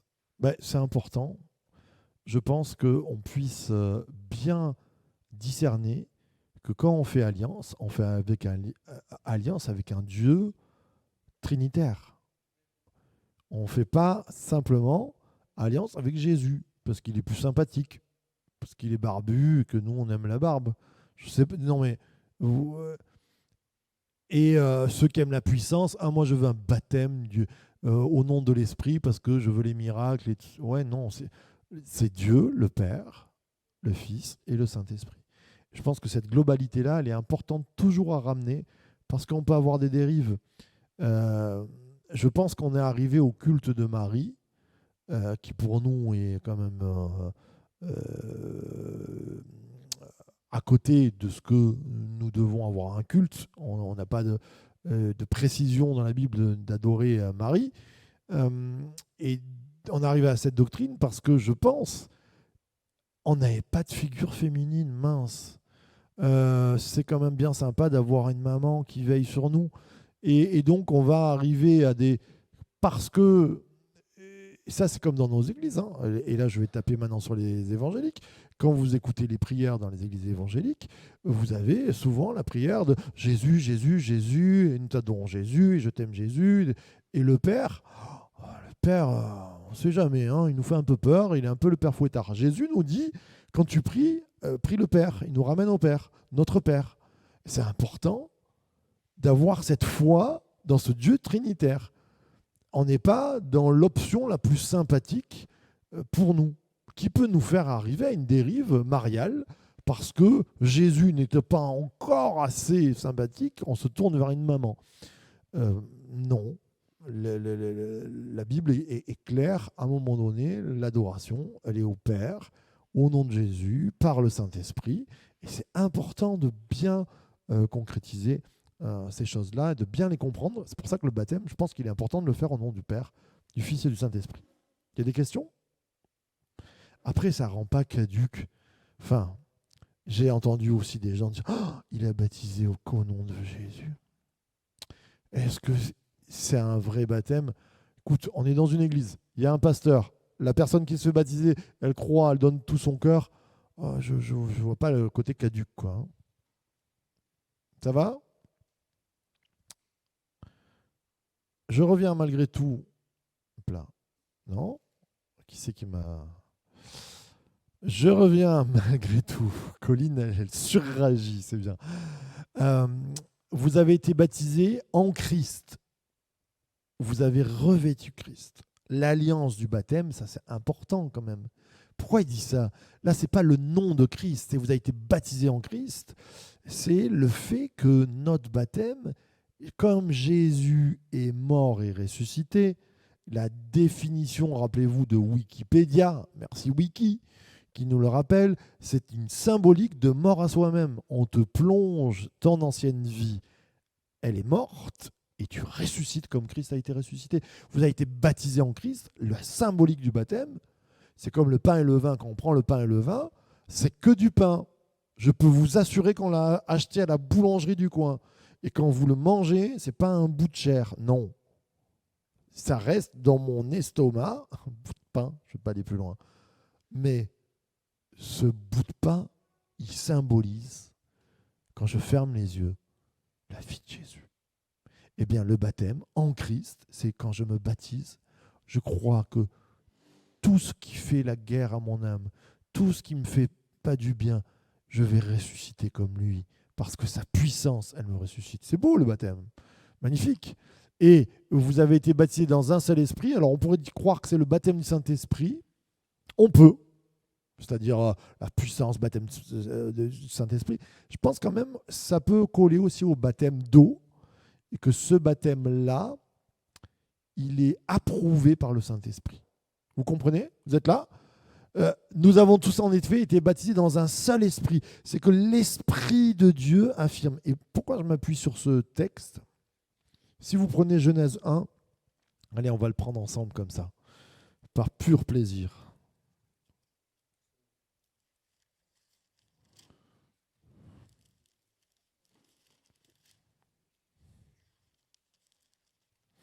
Genèse 1, chapitre 1, verset 1. Au commencement, Dieu créa le ciel et la terre était chaos, elle était vide, il y avait des ténèbres au-dessus de l'abîme, et le souffle ou l'Esprit de Dieu tournoyait, alors tournoyait était au-dessus des eaux. Et pour moi, dès le premier verset de la Bible, et c'est super important, je pense, c'est mon point de vue. Je ne dis pas que c'est un point de vue à garder absolument, mais je trouve qu'il est fort. L'esprit planait au-dessus des eaux, il y a un symbole du baptême, il y a déjà, avant la création, une symbolique où l'Esprit de Dieu veut confirmer une alliance qui doit se faire. Pourquoi il est au-dessus des eaux? Il aurait pu être au-dessus de l'abîme. Il aurait pu être au-dessus du ciel, il aurait pu être au-dessus de la terre informée vide, il est au-dessus des eaux. Et quand vous prenez 1 Corinthiens, nous avons tous été en effet baptisés dans un seul esprit pour former un seul corps. L'esprit, quand nous nous baptisons dans l'eau, il est au-dessus des eaux. Et il regarde cette alliance-là. C'est de l'eau de la rivière de l'Argence. Elle est passée à travers un cumulus. C'est pas du tout magique, c'est pas du tout béni, c'est pas de l'eau bénite, il n'y a rien de tout ça. Mais l'Esprit de Dieu regarde l'eau du baptême et stipule et affirme qu'il y a une alliance qui est en train de se faire. Et ça, eh ben, ça me met des frissons et ça me rend heureux de nous dire que le baptême, c'est ni les hommes, ni c'est l'Esprit de Dieu premièrement qui, au-dessus des eaux, regarde et qui affirme que nous faisons alliance. Amen. C'est beau, je trouve, non? Vous êtes toujours là, fin de soirée. Alors, au nom de qui?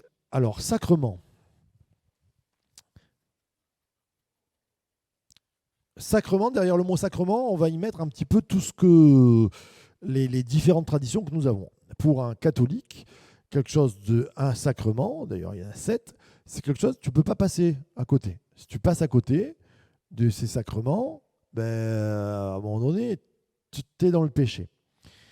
Et plus que ça, derrière ce sacrement, il y a un pouvoir, c'est-à-dire derrière le baptême, il y a quelque chose de salutaire, c'est-à-dire le baptême sauve. Il est un sacrement, il est obligatoire, et le baptême sauve.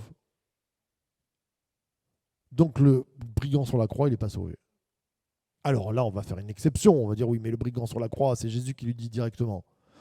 Mais moi, je crois que si on doit baptiser, je sais pas, un adolescent dans 2 semaines et qu'on a prévu et que mal, il y a un accident, ben, il est sauvé. C'est pas le non-baptême qui va le perdre. On est d'accord par rapport à ça? Donc, sacrement, il leur dit allez dans le monde entier proclamer la bonne nouvelle à toute la création. Celui qui croira et qui sera baptisé sera sauvé, mais celui qui ne croira pas sera condamné. Pour moi, oui, c'est un sacrement le baptême. Mais dans ma compréhension c'est sacré. Qu'est-ce qui est sacré? Ce sont les paroles du Christ. Vous êtes mes amis. Pour moi, l'amitié, c'est sacré, par exemple. Et je connais mes amis dans ce qui leur plaît et dans ce qui va les déranger. Vous savez, il y a des amis, tu sais très bien que si tu commences une discussion, tu peux envenimer la situation parce que tu la connais, cette personne, c'est ton ami.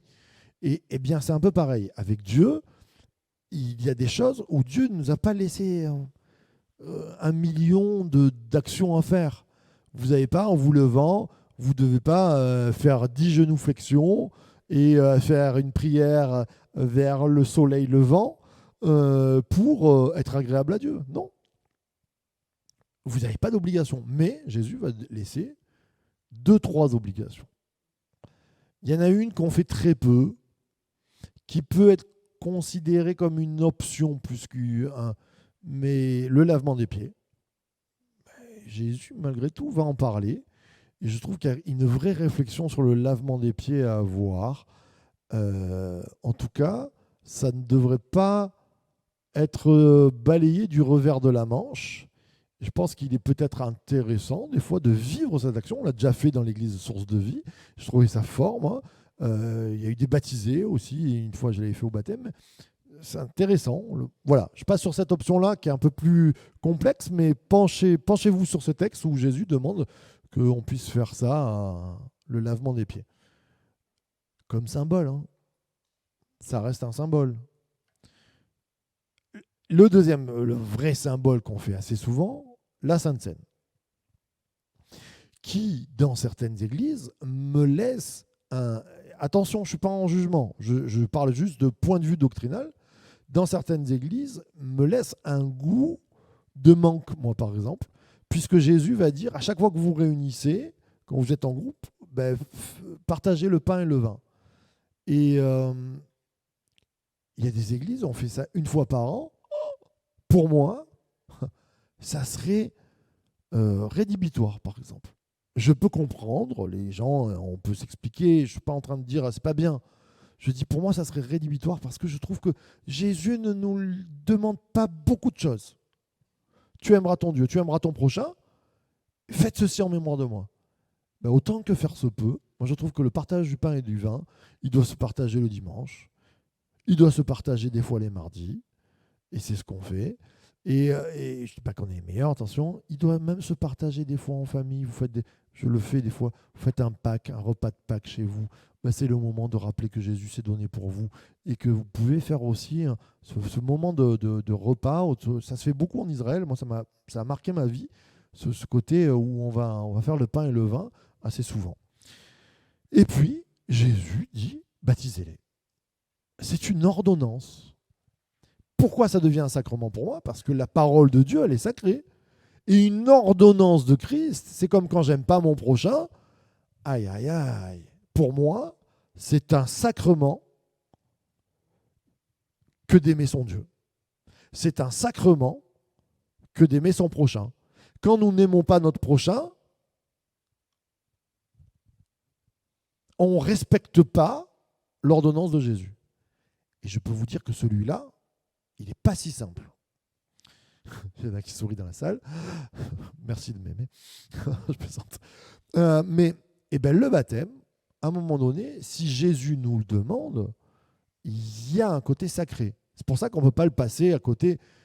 Si tu aimes l'Église, si tu aimes Dieu, bah, tu aimes le baptême et il devient sacré. Mais a-t-il un pouvoir, comme on peut l'entendre de l'autre côté d'un sacrement qui donnerait? Pierre va dire, autrefois, vous avez été incrédules lorsque la patience de Dieu se prolongeait au jour de Noé, pendant la construction de l'arche dans laquelle un petit nombre de personnes, c'est-à-dire 8, furent sauvées à travers l'eau. Cette eau était une figure du baptême qui n'est pas la purification des souillures du corps, mais l'engagement d'une bonne conscience envers Dieu qui maintenant vous sauve, vous aussi, par la résurrection. Pourquoi je vous ai mis ce texte? Le baptême en lui-même, l'eau n'est pas sacrée. C'est là où le sacrement devient un peu compliqué. C'est pas le baptême il le dit. C'est une figure du baptême qui n'est pas dans la purification des souillures. C'est pas un mikvé juif. C'est pas l'eau c'est la préfiguration. C'est l'engagement d'une bonne conscience. Et c'est là où je reviens avec les amis qui me posaient la question à l'intercours sur le côté de l'enfant. Comment voulez-vous, par rapport à une doctrine qu'on complète avec plein de spécifications, qu'un enfant ait une bonne conscience? Oui, alors vous allez me dire, oui, elle est bonne parce qu'il n'a pas fait de mal. Ouais, intéressant.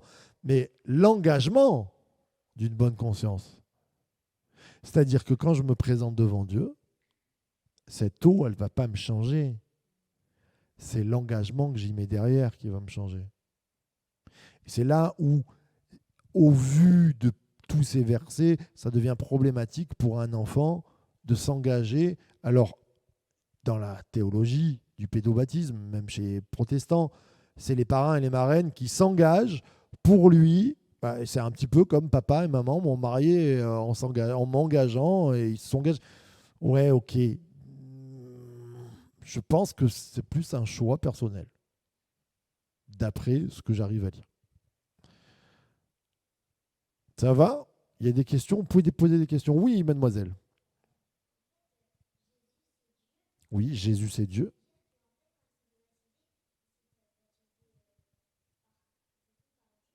Ah, ça c'était une bonne question. La question, je la repose.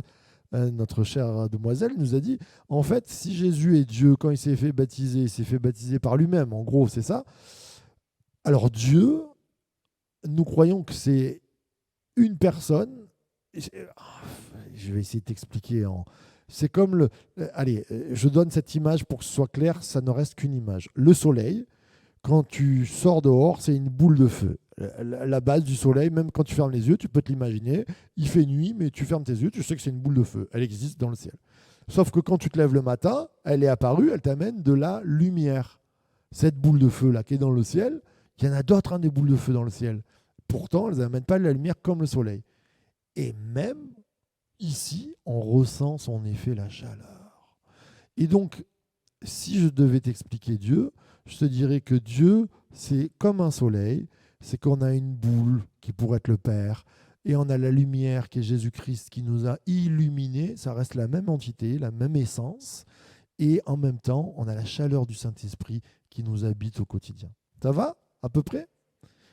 Donc Jésus, quand il s'est fait baptiser, c'est ces trois personnes qui ont été réunies au travers du Père, du Saint-Esprit, qui étaient là d'ailleurs, puisqu'il nous a dit que le Père va parler, et qu'il y a une colombe, comme une colombe qui est descendue, mais ce n'était pas une colombe, hein, c'est comme d'ailleurs on l'a représenté là comme une colombe, on a mis un peu trop de plumes pour moi. Il ne nous a pas dit qu'elle avait des plumes. Il y a quelque chose de lumineux qui est descendu. C'était le Saint-Esprit qui est descendu sur Jésus. Et une voix s'est fait s'entendre. Celui-ci est mon fils, en qui j'ai mis toute mon affection. Il y a les trois réunis, mais qui peuvent se subdiviser. Un peu compliqué pour notre cerveau, je suis d'accord avec toi. Ça va? Des questions sur les sacrements? Ça va? Est-ce qu'il y a des questions sur le cours? Non? Ils sont sages ou ils se sont endormis? Ils se sont endormis. Si vous avez des questions, posez-les maintenant. Alors, est-ce que le baptême est salutaire? Alors, le baptême est salutaire ou pas? Est-ce que le baptême sauve? Bibliquement parlant, non, puisqu'on a le vrai contre-exemple qui est le brigand sur la croix, on en a parlé tout à l'heure. Est-ce que la Bible dit que le baptême sauve? Non, jamais la Bible ne dit que le baptême sauve. Alors on va lire, celui qui croira et sera baptisé sera sauvé, mais celui qui ne croira pas sera condamné. On l'a dit tout à l'heure, la condamnation se fait sur la croyance et pas sur le non-baptême. Mais le baptême est un acte d'alliance. Comme quand deux amoureux doivent se marier, un homme et une femme, ils doivent se marier. L'alliance, elle est mise en place quand ils signent le mariage. Et le baptême, c'est ça. L'alliance, et ce que j'ai mis, l'alliance et la conscience. On a lu Paul tout à l'heure qui nous disait que Pierre, c'est l'engagement d'une bonne conscience. C'est s'engager. Le baptême, c'est s'engager, tout simplement. C'est dire, je m'engage. J'ai compris que moi, j'ai la foi, maintenant je dois m'engager. Et un engagement, mes frères et sœurs, ça coûte. Ça coûte toujours un engagement. Pourquoi aujourd'hui, notre société, elle est sans engagement? Tout est sans... Enfin, tu parles sans engagement. Quand tu grattes derrière, il y a toujours des petits astérix, on est bien d'accord, qui t'engagent et t'aliènent à vie des fois. Mais on aime le sans engagement. Moi, j'aime à dire, moi j'ai horreur du sans engagement. J'aime l'engagement. Parce que l'engagement, c'est une preuve de loyauté. Et on se dit, Dieu agit dans ma vie, eh bien, je vais m'engager avec lui. Ah, alors on arrive sur le point le plus peut-être pimenté, la nature pécheresse. Donc on est arrivé, le catholicisme, au Moyen-Âge, il y a des grandes vagues d'épidémies, même un peu avant, quand vous avez la peste qui vous ruine 50% de la population, des fois même plus. Et on est dans un monde chrétien. Donc les croyants, ils sont là, oui, on se tourne vers toi, mon Dieu. Mais les prédicateurs sont en train de dire, ah mais on est une nature pécheresse. Si on est une nature pécheresse, et que le baptême devient salutaire, ce qui nous sauve de la nature pécheresse, vous l'avez lu dans Robert tout à l'heure, la définition de Robert, le baptême pour certains lave du péché. Et si tu pars par là et que tu as une nature pécheresse, le bébé, il est pécheur. pour le laver de la nature pécheresse, qu'est-ce qu'on fait? On le baptise. Bah, logique, pure logique. On est d'accord? Alors, on va voir d'où c'est venu. Psaume de David, lorsque Nathan, le prophète, vint à lui, après que David fut allé auprès de Bathsheba, voici, il dit, c'est dans le psaume, je suis né dans l'iniquité ou dans le péché, et ma mère m'a conçu dans le péché. À partir de là, et c'est vraiment ce verset-là qui va donner une doctrine chez les catholiques en disant, David le dit, d'ailleurs c'est repris dans les évangiles, Jésus qui va dire, et il lui répond, c'est pas Jésus, c'est les pharisiens qui disent à Jésus, ils lui répondirent, tu es né tout entier dans le péché, et tu nous enseignes, et le chassèrent. Donc les pharisiens du temps de Jésus vont sortir l'argument de David qui dit que en fait l'enfant est né dans le péché.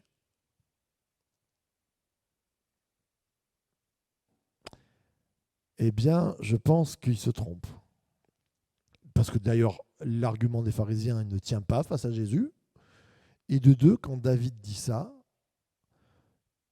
certains pensent qu'il dit ça parce que sa mère aurait été chassée par adultère ou prostitution, ou qu'il n'est pas d'une mère digne comme les autres de ses frères. Alors, il y a des recherches historiques qui ont été faites là, mais on le voit parce que David, c'est le seul de tous les frères qui est à Babel-Oued en train de garder les moutons, et que quand Samuel vient bénir le nouveau roi, il prend tous les fils d'Isaïe, et ils sont tous devant lui, et il dit, mais c'est pas possible. Dieu lui dit, non, c'est pas lui, non, c'est pas lui, non, c'est pas lui. Et il dit, mais il en manque un, non? Ah ouais, c'est vrai, il y en a un là-bas, David, derrière le troupeau. On l'a oublié. Donc, il y a une complexité là-dessus. Je ne dis pas que cette théorie-là est à 100% pas bancale. Mais partir de ce verset en disant, voilà, la nature pécheresse, elle affecte les hommes, donc elle affecte les enfants, parce qu'il est dit qu'il est né dans le péché, il est pécheur, donc il est condamné et condamnable. Et donc oui, là, à partir de là, je peux dire, les enfants, ils sont pécheurs, ils ne sont pas sauvés. On va voir ensemble. Romains 6. Car si nous avons été identifiés avec lui dans la ressemblance de sa mort, nous le serons donc aussi dans la ressemblance de sa résurrection. Sachant ceci que notre vieil homme a été crucifié avec lui afin que le corps du péché soit annulé pour que nous ne servions plus le péché. Alors là, des fois, vous avez même une traduction, la nature pécheresse. Mais là, j'ai pris la Darby pour qu'on y soit, afin que le corps du péché soit annulé. Il y a dans l'humanité comment je l'expliquerai, un virus qui peut être en gestation. Mais l'enfant, le corps du péché que nous portons, ça va se développer. Et à un moment donné, chez l'enfant, il va se développer aussi le péché. Mais la condamnation du péché ne tombe que sur des actes. Enfin, je veux dire, les animaux, ils ne sont pas condamnés parce qu'ils vont manger, ils vont déchirer une proie. Comprenez que l'enfant, dans l'intelligence et dans la conscience, sera justifié par Dieu. Alors déjà, il est sanctifié par les parents, mais encore plus, la culpabilité de l'enfant ne tombe pas de sa nature. Et, je vous reprends Ézéchiel 18, ce n'est pas le péché des pères qui va affecter les enfants, c'est le choix du pécheur de pécher. Et c'est la volonté de pécher qui fait de nous des pécheurs. C'est-à-dire, c'est comme si on avait, pour vous expliquer, là on est dans les profondeurs de la doctrine sur le péché, la martiologie, c'est pas les arts martiaux, hein. Mais Amarton, le péché, c'est comme si notre nature, elle avait un virus qui dormait. Ce virus ne se révèle que quand il y a une décision et une volonté de la personne de pécher. Et donc, quand ce péché est volontairement fait, alors on ratifie avec Adam la rébellion. C'est-à-dire que la ratification n'est pas faite dans la naissance de l'enfant, elle est faite dans son choix quand il grandit de péché. Ou pas? Oui. Oui, Mais l'enfant, le bébé, il n'est pas coupable. Personne n'est saint, mais la culpabilité, elle arrive dans la décision. Tu comprends ce que je veux dire? C'est par rapport à la culpabilité. D'ailleurs, même en justice française, un gamin qui malencontreusement fait tomber un pot de fleurs du 8e étage, il a 5 ans, il tue sa voisine d'en bas, il va pas en prison. S'il y a un adulte qui prend la même jardinière et qui pousse, il va y avoir tout un... Est-ce qu'il a fait exprès? Est-ce que c'était sa belle-mère? Est-ce que... La justice logique de tous les jours nous fait comprendre que oui, l'enfant, à un moment donné, il va grandir et c'est là où il va devenir pécheur. Il va ratifier. C'est comme si on vous donnait la possibilité de signer quand je décide de me venger, quand je décide de laisser ma part de colère et d'assouvir ma colère, quand je décide de rentrer dans des addictions qui vont me détruire, et quand je décide ces choses-là, et que j'ai un choix entier et complet, là, je deviens pécheur. Oui, une question.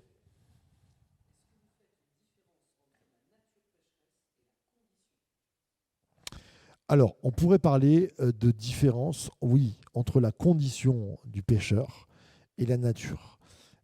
La nature pécheresse ne nous condamne pas, c'est la condition de pécheur qui va nous condamner. Comme ce qui va nous sauver n'est pas de naître dans l'Église ou d'écouter la parole de Dieu, c'est de la ratifier par la repentance. C'est à un moment donné, qu'est-ce qui me sauve? C'est la repentance. C'est de dire, je change d'avis et je vais ratifier. Là, je suis sauvé. Eh bien, c'est un peu pareil pour le péché. C'est je ratifie, je vais rentrer dans cette condition de pécheur, même si dans ma nature, il y a ce gène qui va pousser. On continue. Marc 7, 21, ça va? C'était bon? Car du dedans du cœur des hommes sortent des mauvaises pensées, les adultères, les fornications, les meurtres, les vols, la cupidité. Qu'est-ce que Jésus va... D'ailleurs, Jésus ne va jamais condamner les enfants. Il veut dire, laissez venir à moi les petits-enfants. Leurs anges voient constamment la face de Dieu. Ça, c'est intéressant. Jamais Jean-Baptiste, quand il va parler de repentance, va parler des enfants. C'est pas que l'enfant n'existe pas. Regardez Jésus, il est entouré d'enfants. Jésus ne reprend jamais les enfants. Quand il va parler, et là c'est lui qui parle, du dedans du cœur des hommes sortent des mauvaises pensées, les adultères. Un enfant, j'ai jamais vu un enfant penser à l'adultère. Enfin, c'est très bizarre. Fornication, meurtre, vol, cupidité. Alors, on peut me sortir des contre-exemples dans certains pays. Oui, il y a des pays où on a déformé les enfants. C'est ça qui est terrible. Hein. C'est que des fois, à force de déformer dès le plus jeune âge des enfants, on en fait quelque chose de terrible. Ben ouais, là alors, moi ce que je dis, c'est que chercher les coupables, la culpabilité, c'est toujours compliqué, hein, mais c'est qu'à un moment donné, il nous est donné le choix de la repentance. Je pense que c'est là où il y a une vraie décision. Alors maintenant, parce que j'ai déjà entendu, Marc, si à 8 ans, on commence à savoir un petit peu, et si on pêche régulièrement, et si à 10 ans on pêche régulièrement, quand on n'est pas baptisé. C'est là où je reviens et je vous dis, le baptême n'a jamais sauvé personne. Ce qui vous sauve, c'est Jésus, et c'est devant Jésus. Donc si un enfant y pêche, ben, il peut toujours se tourner vers Jésus en disant, Seigneur, pardonne-moi. Ça va? Nature pécheresse. Alors, je reste là-dessus en terminant. C'est vraiment la vraie complexité, elle est là. Hein, parce que certains vont me dire, ouais, non, mais c'est un peu facile. Malgré tout, on est pécheur. On est avec une nature pécheresse, on la ratifie et on devient coupable quand on choisit de le faire. Parce que sinon, là, oui, ça serait pour moi, je pense, une injustice. C'est-à-dire, si l'enfant il est condamné sans avoir décidé de pécher, ben, il n'a pas eu le temps de, comme dit l'Ancien Testament, choisir la vie, choisit. toute la parole de Dieu, toute la révélation, elle est autour du choix. Choisis la vie pour que tu vives. Ne choisis pas la malédiction, ne choisis pas le chemin de la mort. Il y a toujours un choix qui nous est donné de faire et qui nous est donné de vivre. On continue. Des questions? Oui.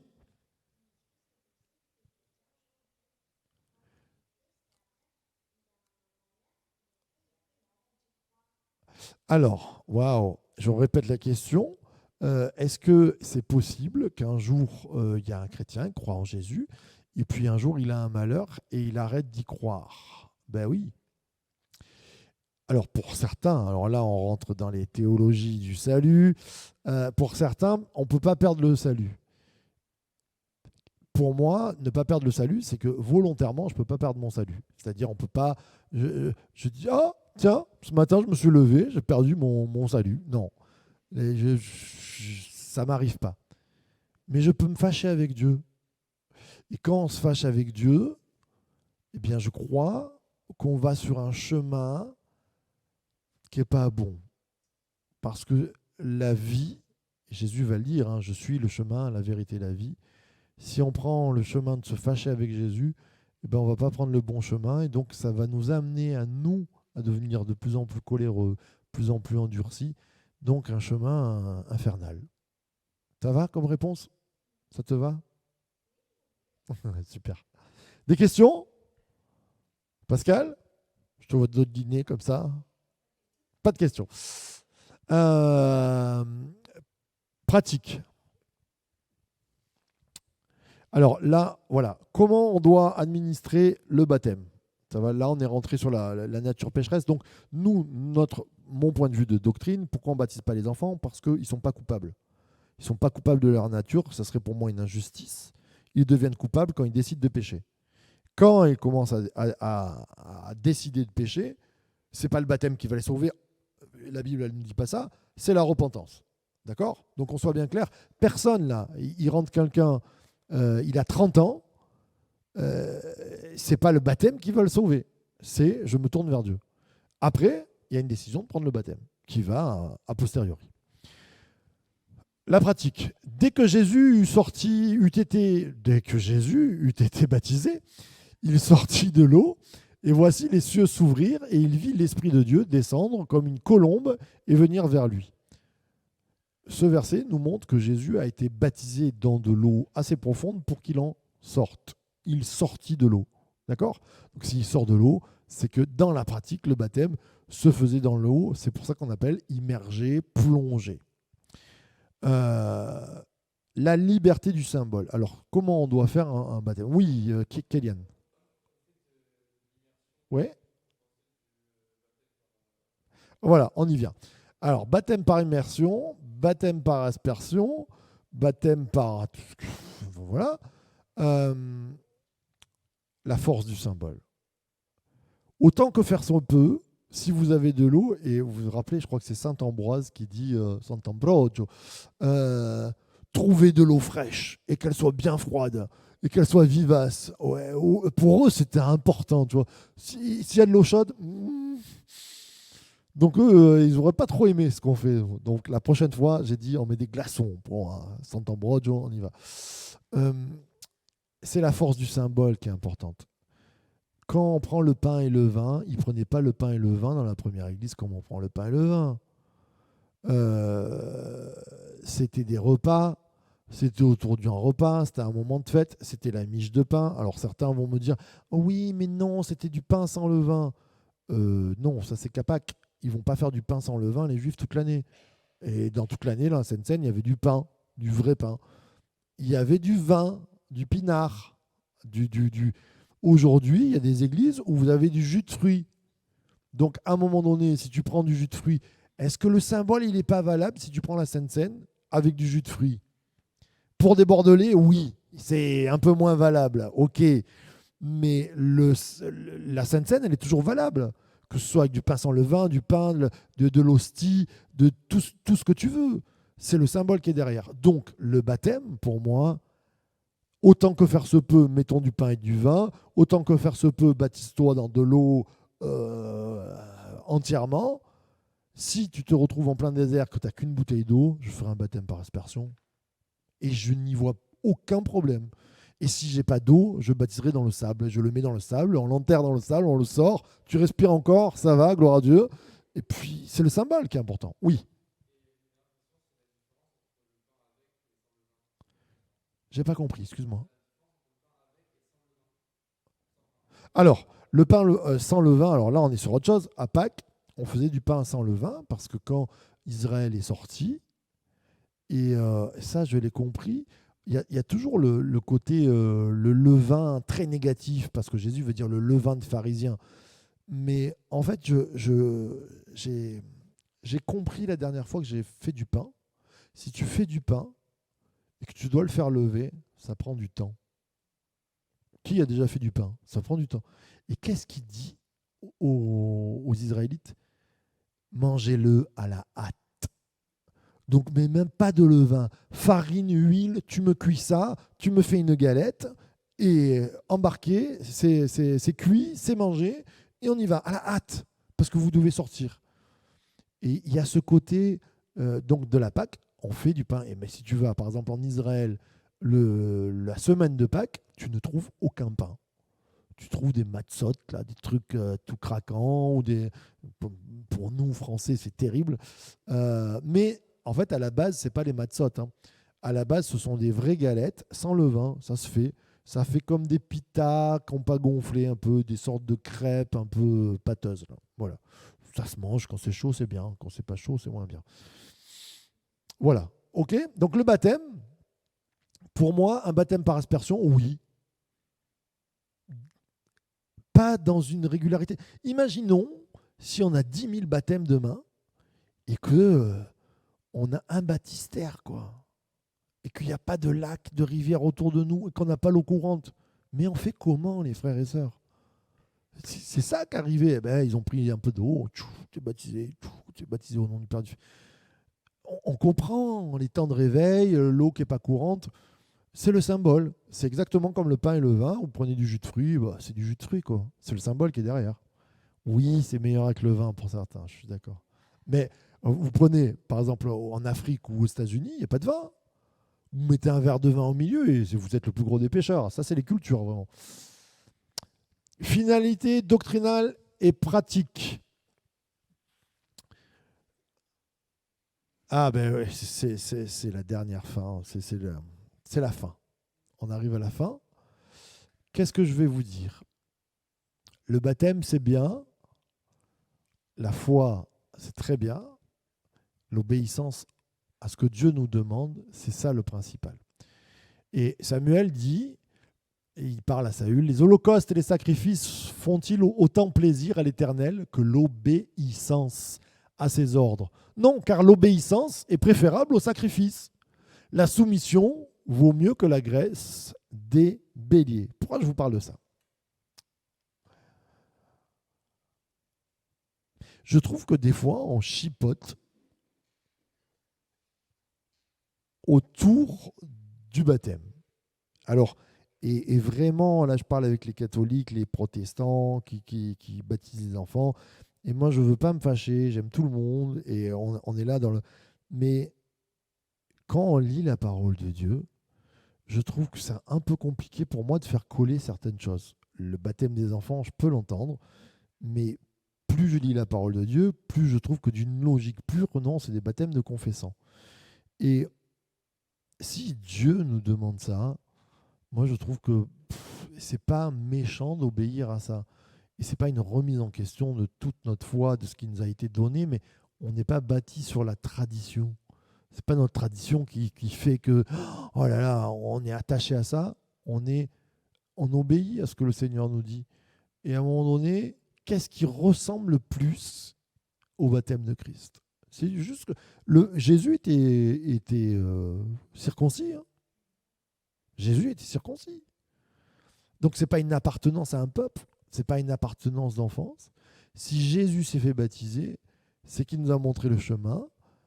Ben, je crois que c'est important de ne pas toujours se creuser la tête, mais de regarder à ce qui est le plus logique, à ce qui est le plus pratiqué, et dans l'obéissance. Après, comme je dis, dans nos diversités et dans tous ceux qui regardent le cours, qui le regarderont plus tard, restons unis dans l'amour de Dieu. Ce qui nous est demandé, là où il y a un vrai sacrement aussi, c'est aime ton prochain comme toi-même, aimez-vous les uns les autres.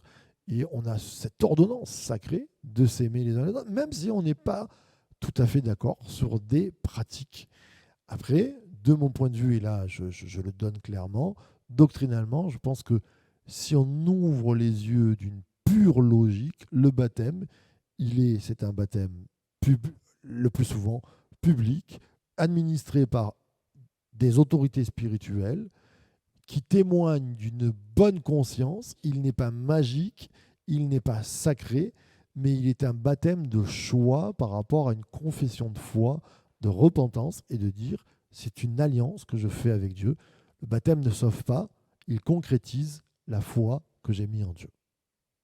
Sur ces bonnes paroles, je vous laisse. Je vous dis à très bientôt. Alors les cours Théologos enregistrés recommenceront à la rentrée. Là, on est au mois de juin. On aura des cours, bien sûr, qui se font à l'Église Source de Vie, mais qui ne seront pas du niveau, Théologos et universitaire. Mais à la rentrée, nous commençons dès septembre, dès les jeudis de septembre, à faire des cours sur l'herméneutique que vous trouverez sur YouTube, Facebook. Et nous vous retrouverons avec grande joie. Voilà, soyez bénis. Merci. Est-ce qu'il y a des questions avant que je termine ? Alors oui, en ligne, est-ce qu'il y a des questions ? Pas de questions en ligne, j'ai été clair. Oui, jeune fille ?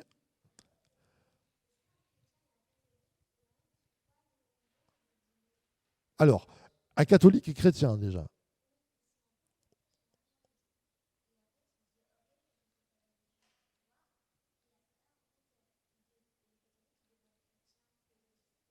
Alors, on va en parler après parce que là, ça va être un peu plus long. Juste dire, pendant des siècles, le catholicisme a combattu au début des hérésies qui étaient peut-être à combattre, parce qu'il y avait des pensées, la gnose, tout ça. La première église, il y avait des choses qui partaient un peu. Et puis, elle est devenue universelle en disant, hors de l'église catholique, point de salut.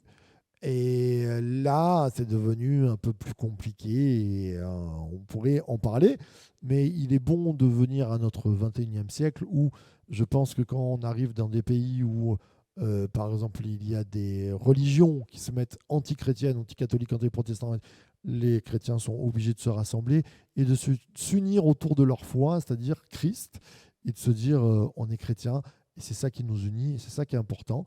Aimez-vous les uns les autres, aime ton Dieu, aime ton prochain. Et après, dans la pratique, on essaye de coller au maximum à la Bible. Voilà, soyez bénis, à très bientôt.